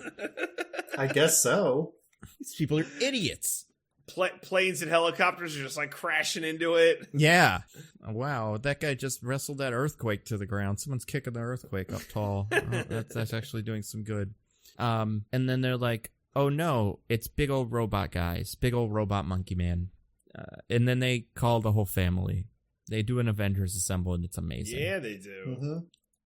And Antonio Banderas does his best, just hanging on a wire, throwing wild punches that he can pretend are at a robot. That was unbelievable. Can we also talk about what his deal seems to be? Because he's not like all the rest of these movies. Like, he's not indisposed because he's like, "I'll never do more Spy Kids thing." It seems like if they had called him, been like, "You got to go into the video game to save your daughter," he'd be like, "Okay." It seems like everyone in the family besides Junie would have just done it instantly. Yeah, you just assume they're all stuck there, but they're not. He is working on his brain computer thing. He's got a soldering iron or something, and he's using that to connect 4 brains that are about the size of like an apple to a slightly bigger brain in the middle. Well, Nando, if you remember from the first movie, the MacGuffin is a thing that he had worked on in his earlier days as spy scientist called the Third Brain, which was like an AI system. And he said, he does say that in this. And he's like, yeah. Well, now he's working on the change the whole brain. world. So this is like an upgraded version of it, I guess. And then he gets a call, and it's like, "You need to go do Avengers Assemble." And what does he do to show us how excited he is for that? Destroys his life's work. Fucking knocks the whole thing off the table. Well, if he didn't do that, then it wouldn't fly into the screen to do a big 3D pop-off. It's amazing. That's so Very good. important. I remember seeing that in the theater, or in the trailer, and being like, "Oh, it's going to be so cool." And then they set it up, and he's like, "I cannot wait to make this brain into something that doesn't fall over and break." And then it's like, "I'm going to just break it for fun CGI stuff." It's pretty cool. I like him in this. And I like that scene of him being like, "All I have to do is connect this one wire to this wire, and my life's work will be complete." He's having fun. I really like Antonio Banderas in general. Even that stupid Doolittle movie, I thought he was fun in. He might make that Uncharted movie good. Maybe. Probably not. But maybe. Oh, maybe. He's a bad guy in that. Always the maybe. So he goes and flails at the robots. Then we also get Mom and Grandma Machete. And also, we haven't talked about him yet. Cheech Marin, I think, is in this. Yes, Yeah. he is. He's like another uncle he's more their- of Like, I'm a also an uncle. tech He's guy. he was their fake uncle in the first one, where he was just another agent who poses as their uncle to watch them because Antonio Banderas and Danny Trejo are estranged in the first one. But I guess they still consider him family because he was like their uncle growing up. Interesting. So he isn't technically family. Not technically. He should be a second wave guy. But Technically, good for him, I guess. they don't call him. They call the dad, and he's there with the dad, and goes, "Well, if they're calling family, I should go too." Never mind. This movie is very good at that. Like, there's a lot of internal logic and stuff that this movie is consistent with. I'm very happy about that. Yeah, definitely. If there's one thing I would say about this movie, it's that it's internally consistent. Yeah. So then they start beating up these robots, and it's going okay. Oh, we also didn't talk about there's one part where the president of the the spy agency gets on the phone, and he's like, "Everything's cool, guys, don't worry." And then it turns out that it's not George Clooney, it's Sylvester Stallone. And yeah, it's George Clooney doing a Sylvester Stallone accent is very fun. Yes. Apparently, he filmed all of his scenes. You ready for this? George Clooney filmed all his scenes, and it's like 2, for this movie in a day in his living room. That makes... Love it. I believe that 100%. I would believe that if you said that about anyone in this movie. I would believe that if you said it about Ricardo Montalban. Yeah, absolutely. It would make way more sense. It'd be like, why is it Mega Legs? Well, you know, he had like a smudge on his shirt, so we just decided to put his guy in Mega Legs, and that's why. But yeah, it's just an easy way to make it look like he's not also like reading a book while he's watching all the actors act. I don't know. He's pretty cool. And then who else shows up? The extended family, kind of. All the pals from the previous movies. Yeah. So we get Flagon Floop and Minion and an army of robot children. Awesome. Yeah. And then and we haven't really talked about this. Oh, sorry. I was going to move on, but you had something you wanted to say about it? I just want to say everybody has rocket shoes. That's kind of all most of them have. Machete doesn't even have a machete. But they all just like kind of show up via rocket shoes, get a big title card that says who they are, which very helpful, and then go and like kick at the thing with rocket shoes. Or like these like Flagon sends all the little children with their rocket shoes to fight one of these robots. Well, it at least makes sense that the robots have rocket shoes. Yes. I was going to say that makes complete sense. I guess, you know what, the next guy does not have rocket shoes? Does the Dinkster have rocket shoes? No, the Dinkster just lassos a robot. I know, but even to get there. No, he gets there via umbrella. Do you remember that? Yes, he married like, Poppins in. Yes. With his like little son or something too. Mm-hmm. Yeah, and then he lassos it and then brands it with the umbrella because he's the penguin. And his umbrella does many things. And then Steve Buscemi shows up, flying his pig, and I guess, what does he do? He gets, like, his broken pair of glasses and just, like, I don't know, he just, like, kicks some butt. Does he, like, throw the pig at him? I cannot even remember what his contribution to the big fight is. He just, like, flies on the pig and, you know, yeah, the robot. I don't think he contributes anything, really. I think he just shows up, gets on the pig, flies off, and then we don't see him again till the end. I think that's right. And then the two Giggles kids show up. The hunky one saves the daughter from getting chomped. He also has rocket shoes because he's a spy. And the helicopter hair girl does also help. Do you remember Do you remember what the hunky one is doing when he gets the call? Yes, he's about to win what I assume is Best Spy at the Spy Awards. That is pretty cool. Like, there's parts of that are just like, this movie's pretty awesome. Like, it's pretty stupid in a very fun, likable way. How there's the Spy Awards and stuff. It's great. Love us some Spy Awards. I like how they have Spy. I kind of want to learn. Who else got a Spy Award? What is more prestigious, the Spy Awards or the Nickelodeon's Kids' Choice Awards?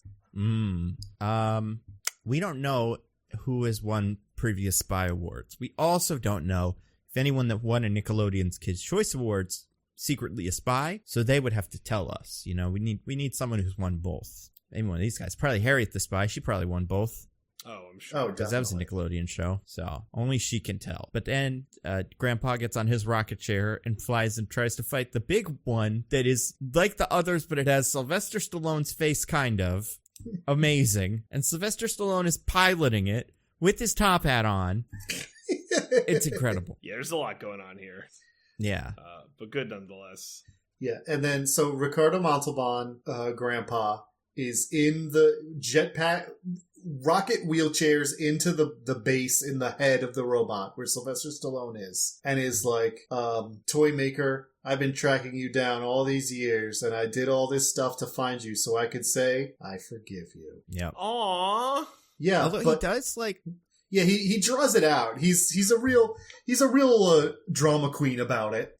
Yeah, he goes into this whole like, let me list off the things that I couldn't do because you took my legs from me. First one, couldn't walk on the beach with the love of my life. Like, okay, I guess.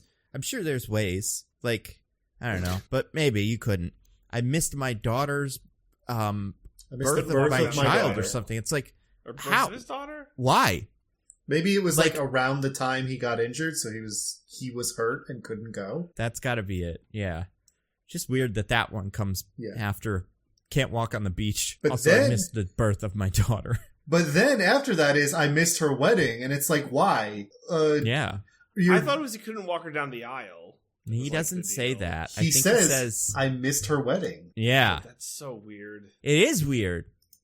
It's really weird. I don't get it. Yeah, Yeah, I mean, What happened, Ricardo? I mean, your daughter knew you were in a wheelchair, so I would assume she would look for venues that are wheelchair accessible because Nope, you're her nope. dad. She hates him because he likes to do this stuff, you know? He likes to do guilt tripping and show everybody his big old butt. So she's like, let's oh, sorry, Dad. This one is, it's a beach wedding. Maybe that's what it was. Maybe he was on a beach and it was like, see, it's double bad that I can't do beach stuff. Real bummer. Yeah. But, Oh my God. this still does raise a question for me of, Ricardo Montalban specifically tracked down and caught the butterfly that transmits to the toy maker and knew that's what it was because he talks directly to it later. Right. Why didn't he tell him this sooner? I don't know. Why did he wait until the evil plan, like he was destroying DC, which wasn't the original plan, but I don't know what the toy maker was trying to accomplish here. Just want to stomp around in invisible robots that you can only see with goggles that you get from going to the movie itself. Kids probably felt great watching that. Like, oh yeah, it's so cool. Also, they gets him to turn this thingy off, and there is a switch that turns the robot from on to off that is the size of like his whole hand. It's amazing. There's so many little, they just so weird. And it also just completely destroys the robot. It's not an off switch, in fact, it's a self-destruct switch. Yeah, and like, well, it seems like Grandpa self-destructed it, and it was like, well, you turn the game on or off, and that was in the thing. Because he does say that. He's like, you have 10 seconds to decide. But yeah, it kind of seems like he was going to kill Sylvester Stallone in that, too. Really. We're about Put him on to the spot there. this explosion. But also, we didn't talk about this. When what's his name lassos the thing, do you guys remember what the Dinkster says? It's pretty good. I do not remember. Diggins, do you remember what Bill Paxton says? I don't Pullman or know. whichever one it is. What does he say? Says game over, man. Game over. His classic line Oh my from God. Aliens. Yeah, It is. it's It is. great. It is his classic line, you're right. Everybody gets their classic lines. Because I didn't know this. I was confused about the Corinthian leather thing. So I'm sure I've heard that before. I guess that's something he says. Apparently it's something he said in like a Cadillac commercial back in the day. Oh yeah, he was their spokesman wow. for like a long time, and yeah, that was a thing that often came up in the commercials where he would tout the Cadillac Cordobas rich Corinthian leather. Yeah, and it's terrific. I loved it. I love it. This movie's awesome. Yeah. So then they just kind of do a high five, and then everything's cool. Like Yep. they are not high five. They do a hands in the center. Everybody's family again. Mm-hmm. He didn't even. Family. It didn't even need to. Like Sylvester Stallone was a friend by that before the end of the movie. Like he didn't even have to show up next movie and be like, "See, I'm a friend." He was already a friend. It's wild. We got to establish it early. It's very important. But also, it kind of feels like Grandpa wants legs. You know? I mean, who wouldn't? If you're Why in not that get 'em? situation? Like, make robot legs for him. You guys have jetpacks and shit. He's like, oh, I'm sad that I can't walk on the beach. Well, you guys can figure something out. Put down your brains for a second, Antonio Banderas, and make some robot legs for your father-in-law. Yeah. It seems to really want them. You selfish bastard. Honestly. I don't know. Spy Kids 5. Spy Kids 5. Robot Imagine legs. how good the Mega imagine how legs, good the yeah. ass will look. I also... Oh The man, technology. with I with believe, robot not legs positive. that protect, lift, and separate. I believe this was Ricardo Montalban's last movie. I'm not positive about that, but I think it was. I He think lived I read another that somewhere. 6 years, but also he was old and in poor health, so I'm not sure. And he didn't, he knew he couldn't top this. It's like, this is the shit. It's never going to get better than this. You put me in this movie, but you give me the biggest ass anyone's ever had in a movie. And then that's my and I'm out. Yeah, surprising amount of practical effects in the little, credits that have the little, what am I calling these? Like, not outros. Outros isn't the right word. What's the word? Like the goofs? The bloopers? Bloopers, there we go. Credits with the bloopers, it's a lot of people on sets being hit with stuff and like really being in places. Like for instance, the fight between Junie and I forgot Arthur, whatever. It's like really, they have them on wires and they're like using sticks to make them like it's, unless they filmed this to trick us, it seems like they did some real practical fighting in this movie. Which like why? But I don't know. I guess they did. You gotta love the craft. I appreciate it. So Roger, this movie is pretty cool. Thank you. Or not Roger, whoever you are. Did we ever never figure that found out? The name. Nope. But thank you, whoever you are, and apologies. Sorry. I tried to. I searched through my messages for the word Spy Kids. Couldn't find it. Well, No lost luck. to time. We'll never know. Lost to time. Yeah. This movie's pretty cool. Oof, indeed. Oof, indeed. Spy Kids. They're good movies. Do you guys want to get to a classic segment? I would love to get to a classic segment. Or wait, are we supposed to do Q&A? Maybe we'll do that next week. Yeah, next time? Next time. We're a little long. Maybe now that this is our longest podcast ever, maybe we'll do it next week.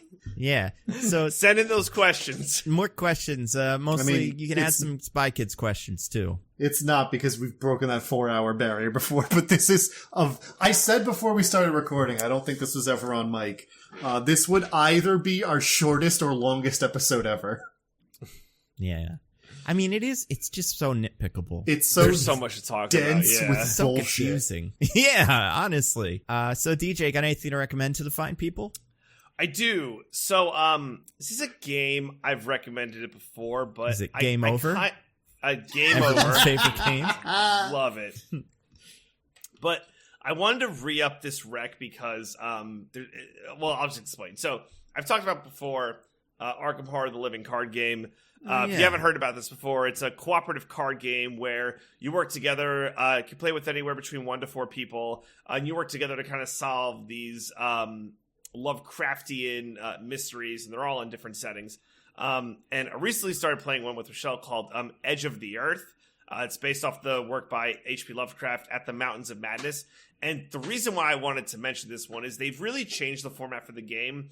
So, like, in short, the way it used to work is you'd buy, like, the, campaign starter set, and then they would have these, like, decks that you had to buy that would, like, build upon the campaign. And it was fine, but it was kind of annoying because, like, sometimes they were hard to find. You know, that supply chain's a real killer. And, you know, it was just kind of like a pain in the ass to get them. And now what they've done is they put the whole campaign just in one box, and it's all enclosed in one. There's this beautiful, nice spiral-bound notebook where they kind of put all of, like, the info in the campaign. And it's, like, really, really well done. I don't know what took Fantasy Flight this long to do this, but it's great. I think the writing for this one's really good. I think the story selections are really good. And this campaign specifically, at the edge of the earth, it's just very refreshing, and I found it to be a lot of fun to play. And been doing, like, a lot of deck building and deck tweaking, and I've just really, really enjoyed playing it. So I just wanted to recommend this one specifically because I've been putting, like, a lot of like time into it.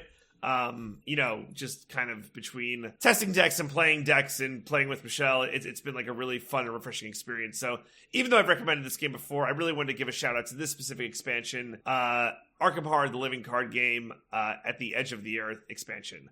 It's you do need the core set to play it, which I think they just released a second edition of the core set.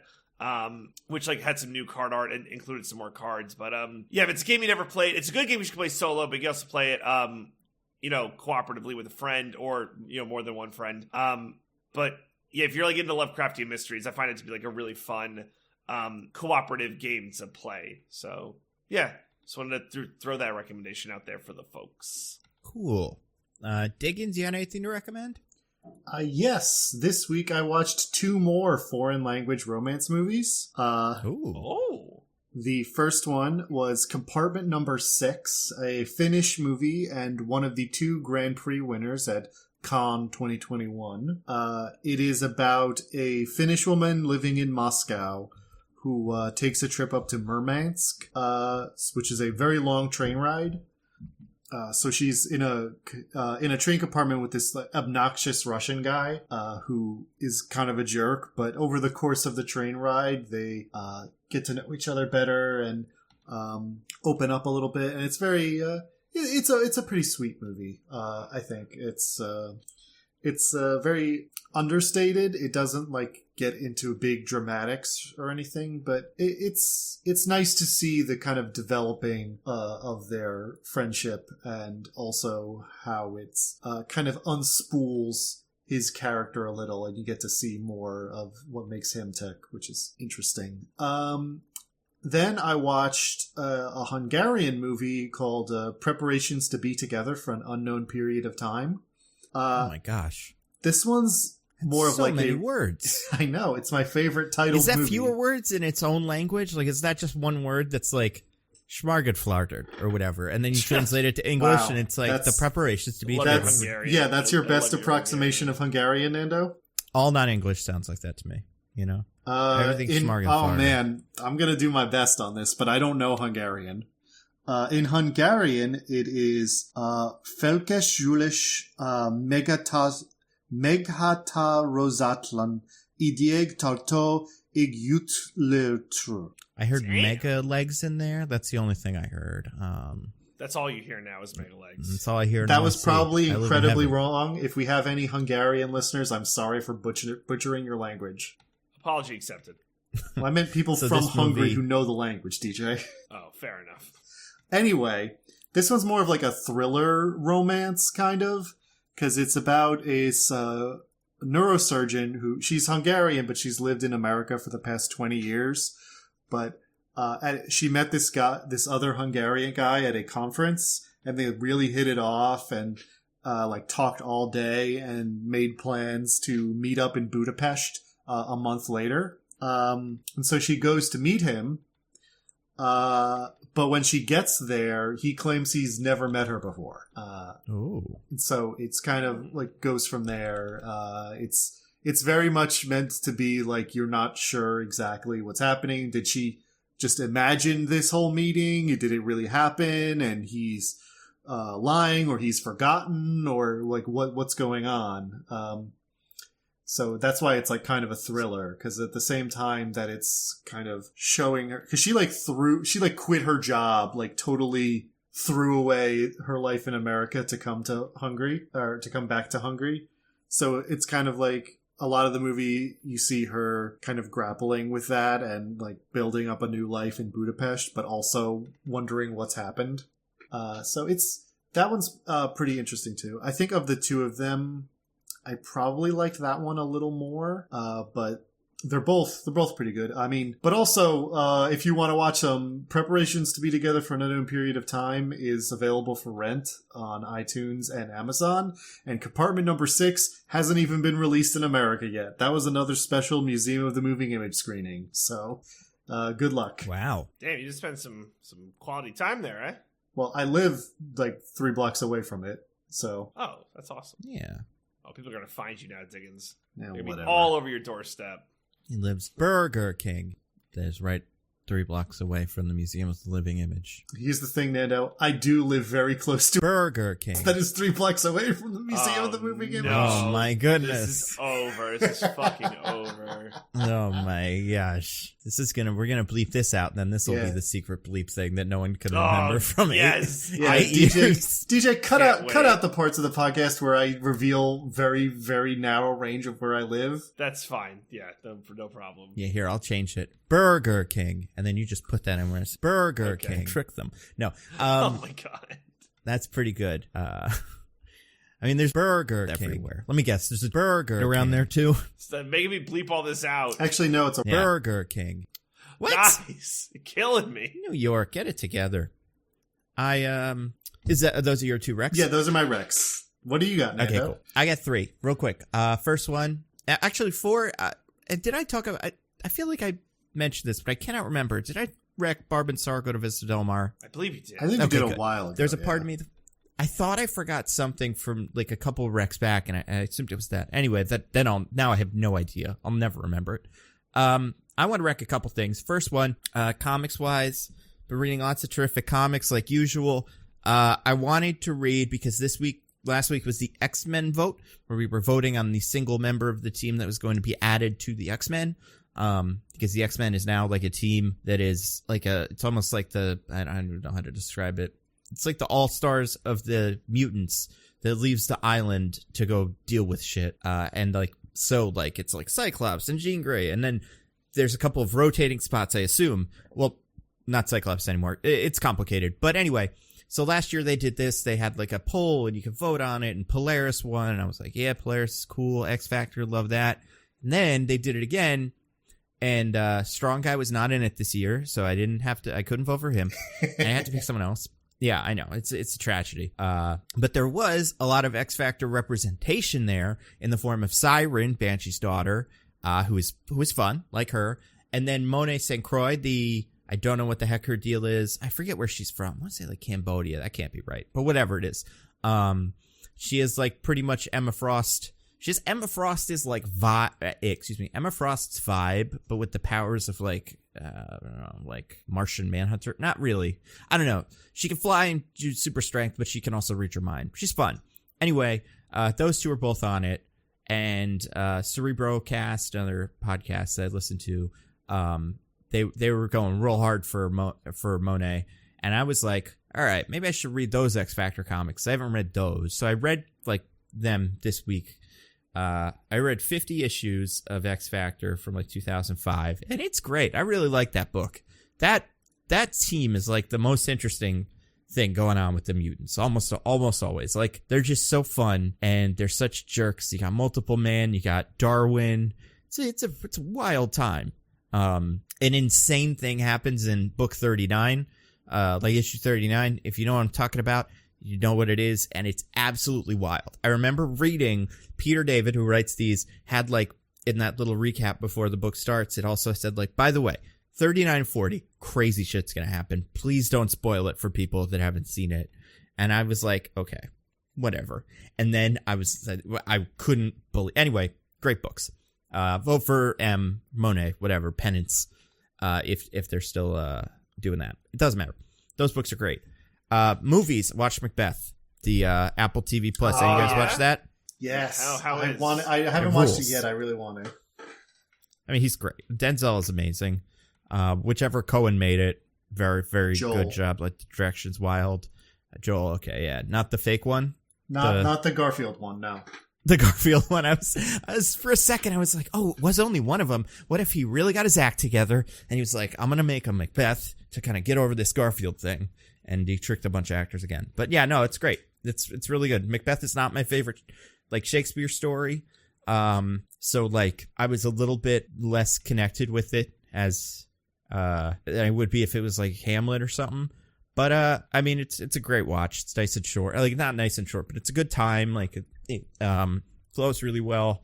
And, yeah, Denzel's amazing. Francis McDormand amazing. Everybody in it is amazing. I love the idea of the Garfield Joel Cohen having tricked everyone to being in this movie as well, because that would include Joel Cohen's real wife, Frances McDormand, being tricked by the fake Joel Cohen. Oh my god. Oh my god, that would be amazing.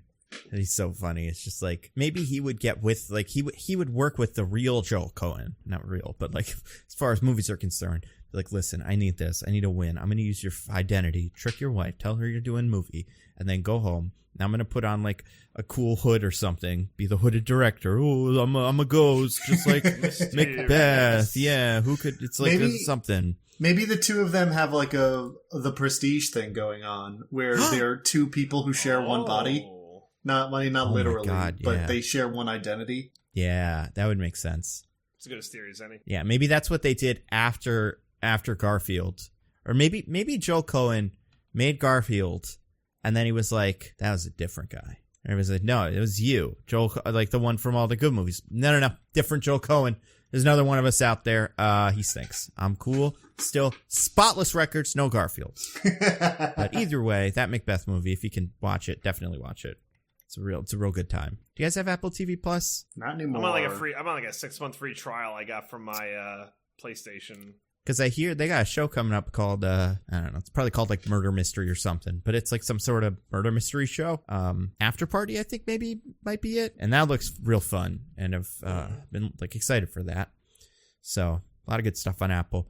Last thing, speaking of the bazillions of streaming services, HBO made that Peacemaker show, and it's great. Yeah. Shockingly good. Oh?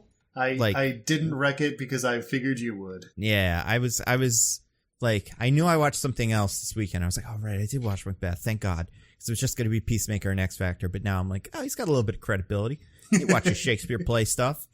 But I did spend the whole Shakespeare play going, where do I know that one guy from? And it was The Boys. So it's like, I can't really kid, take the superhero garbage shows out of the man, you know? Yeah. Anyway, it's really good. John Cena's really good in it. It's a interesting vibe. They're doing something very strange. As far as the plot goes, Diggins, are you all caught up? You got all three down? I watched all 3 episodes. I am not. So, like, without saying anything, the villain, is it the villain that they've kind of hinted at a couple times? Is that what they're doing? Have you watched all 3? Yes. I'm not sure what you mean. Okay, then maybe not. Maybe this isn't as clear. We'll talk about this off air. Okay, sure.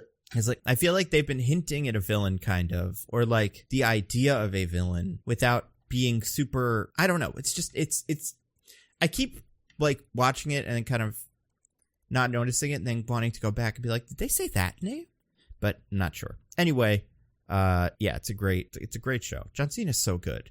Yeah. To answer your question, Diggins, better than The Rock Yeah, by a mile. He's so funny, but he also like does the human moments of it really well.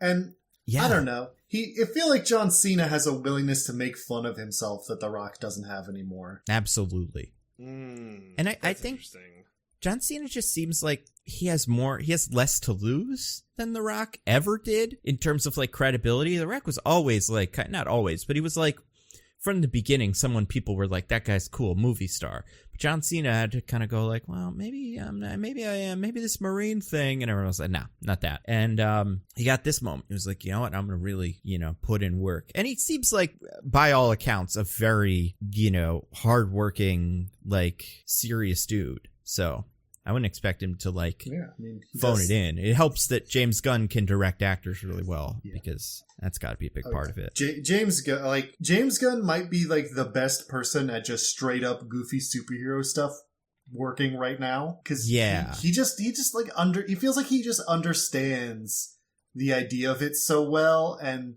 is so great at constructing it all around like an idea or an emotional core or just like being silly and jokey and funny, having needle drops of 80s pop songs, whatever, like indulging all his predilections, but at the same time, like just making a good story out of it. So it's fun and light, but also make you think sometime. And if you were ever like, hey, as much as I already think this is great, is this a true James Gunn property? And the answer is yes. The dad is the cause of all the problem. Daddy is bad, and that makes bad things happen. It's so funny how much that is just like what he writes. And hey, if it ain't broke, don't fix it. But yeah, wild. Yeah, I like it. I love Vigilante. He's the best. Like, obviously he's the best. When he shows up in episode 2, it's so fun. But yeah, I was very confused about what that character was going to be when I was kind of looking at promo stuff for it, and it really he's got a really great energy to work against John Cena. Oh yeah, definitely. It's so fun. So yeah, DJ, you should watch it. Everybody should watch it if you like that kind of stuff. Like if you watch Suicide Squad and run, this is pretty good. And you know what too? Speaking of fucking these shows and all the billions of superhero shows and stuff, really good action. Like really active, like aggressive camera work when it comes to some of these hand-to-hand shots that makes it feel like not like you're watching a movie necessarily, but like you're watching something, I don't know. There's something that's nice about that. I hope Moon Knight has that. I think it helps that John Cena is a wrestler. So, doing like big fake combat stunts and making them look cool to an audience is one of his core skill sets. That for sure. I'm thinking more, the part that really sold me was when Hardcore gets accosted by those guys at the bar and like beats them up, but the camera does a lot of really wild kind of like turning with the people's bodies, and there's a lot of like kind of flicking that goes on. So it's not just like, I don't know. It's just a very active camera. And I really appreciate that. And yeah, you're right. John Cena is great at being like, he is a really fun physical actor with a big giant body that they cannot show us enough. I love it. So yeah, I definitely say Peacemaker, very cool so far. 3 episodes are out. I don't know. I think they come out on Thursdays, I guess, or something, Fridays. So. I will say my recommendation of Peacemaker is I saw that they had dropped 3 episodes and I was like, oh, this is annoying. If I only had to watch 1 episode and then I was caught up, that'd be fine. And then I watched 1 episode and I was like, this is really good, actually. I'm going to watch the other 2 right now. Same. I I was excited for it, and I had like a lot of maybe like faith in it just because I liked Suicide Squad a lot, but could not. I couldn't have guessed how much I like would enjoy it and appreciate it. None of the dumb 80s sensibilities of it really work. Like, yeah, as this guy is kind of a throwback to these. Like, it's funny because we have Star-Lord and then we have this guy, and they're both, man-children for the same era for different reasons, but they both still listen to 80s rock, and like that is a big part of their personality, and it defines them, but not in the same way, and it's just very clever. It's like, how many characters can James Gunn write that way, Well, we'll find out, I guess. Yeah, we'll have to see. What's Adam Warlock gonna be? Some sort of like, I don't know, Soviet soldier. Anyway, you guys, next week, what are we doing next week? Spy Kids 4. Scratch a stiff one. We'll have to go online and find the smells that you can probably buy on eBay for like $1,000. The Emoji Movie. Spy Kids. I was gonna say, do we do the Emoji Movie? Very much like this movie. There's like nothing coming out. Well, it's January. Fuck you, it's January. Ooh. We could watch Cyrano, the Tyrion Lannister movie. There is a movie that comes out in January. I can't remember which one it is, but there is something. So we could do a lead up to that. Also, apparently, King's Man goes on Hulu in like February, which is great. That'll give us something to do. I don't know. I mean, obviously, it's not Morbius. We can put up a poll. We could put up a poll. We could do Sing Uncharted 2, comes out later this. I think that is a January release. Oh my god, the 355 looks awful. Also, I don't think it's VOD. Well, if it's I don't theaters, think it is either. I don't know. I don't want to do Scream. I have no interest in. We could do this redeeming love movie that has a 17% on Rotten Tomatoes. Man, that looks like some fun. It's a historical drama. It's probably really boring. Maybe there isn't. Maybe Uncharted doesn't come out, and I don't know why I thought it was a January thing. Maybe it's a February thing. Yeah, I don't know. We'll figure it out. You guys give us suggestions. You got a whole week. Yay. Or like a couple of days before we record it, probably, when this goes out. But yeah. Anybody got anything to plug? For me, just Rose and Rejections. Check out the same old stuff. Oh, that's covering The pitch. Bachelor. Yeah. So, that's all I got. I've got my usuals as well. My newsletter, a little perspective.substack.com. I've been working on my top 10 movies of the year, so hopefully that comes out soon. I stream at twitch.tv/thisisanodname. My computer's been broken, and that's why I haven't streamed in a bit, but it should be fixed soon. And then I will get back to Resident Evil 8. And I GM professionally if you're looking for a games master for tabletop role-playing. The Toy Master. I'm the Toy Master. You could be the Toy Master. That'd be great. You gonna put on like a little top hat? I always do. Yeah. Leather coat thing. I have my half cape just sitting in my closet waiting to be used again. I'll throw that on. Sure. And then you could, oh my god, he would be a good DM too, because he could do voices like, the general, I am here to stop you. Oh no, I'm the scientist one. He does it all. Yep, exactly. But yeah, cool. I was gonna say, I have a Fantastic Four video coming out. That's my fan cast for it. That's like so close to done. It's pretty much done. I just need to get approval from the sponsor. So that might be out before you see this video or listen to this podcast. So look out for that. And it's crazy because there's been a lot of fan casting for rumors coming out that I don't care for. But if they're true, then that'll probably make people watch the video. So hey, that's not so bad. Anyway, you guys, I am at Nando Movies on Twitter. I'm at Tippy by Day. I'm at This Is an Odd Name. Goodbye, everybody. Goodbye. Woo. Bye. We love you.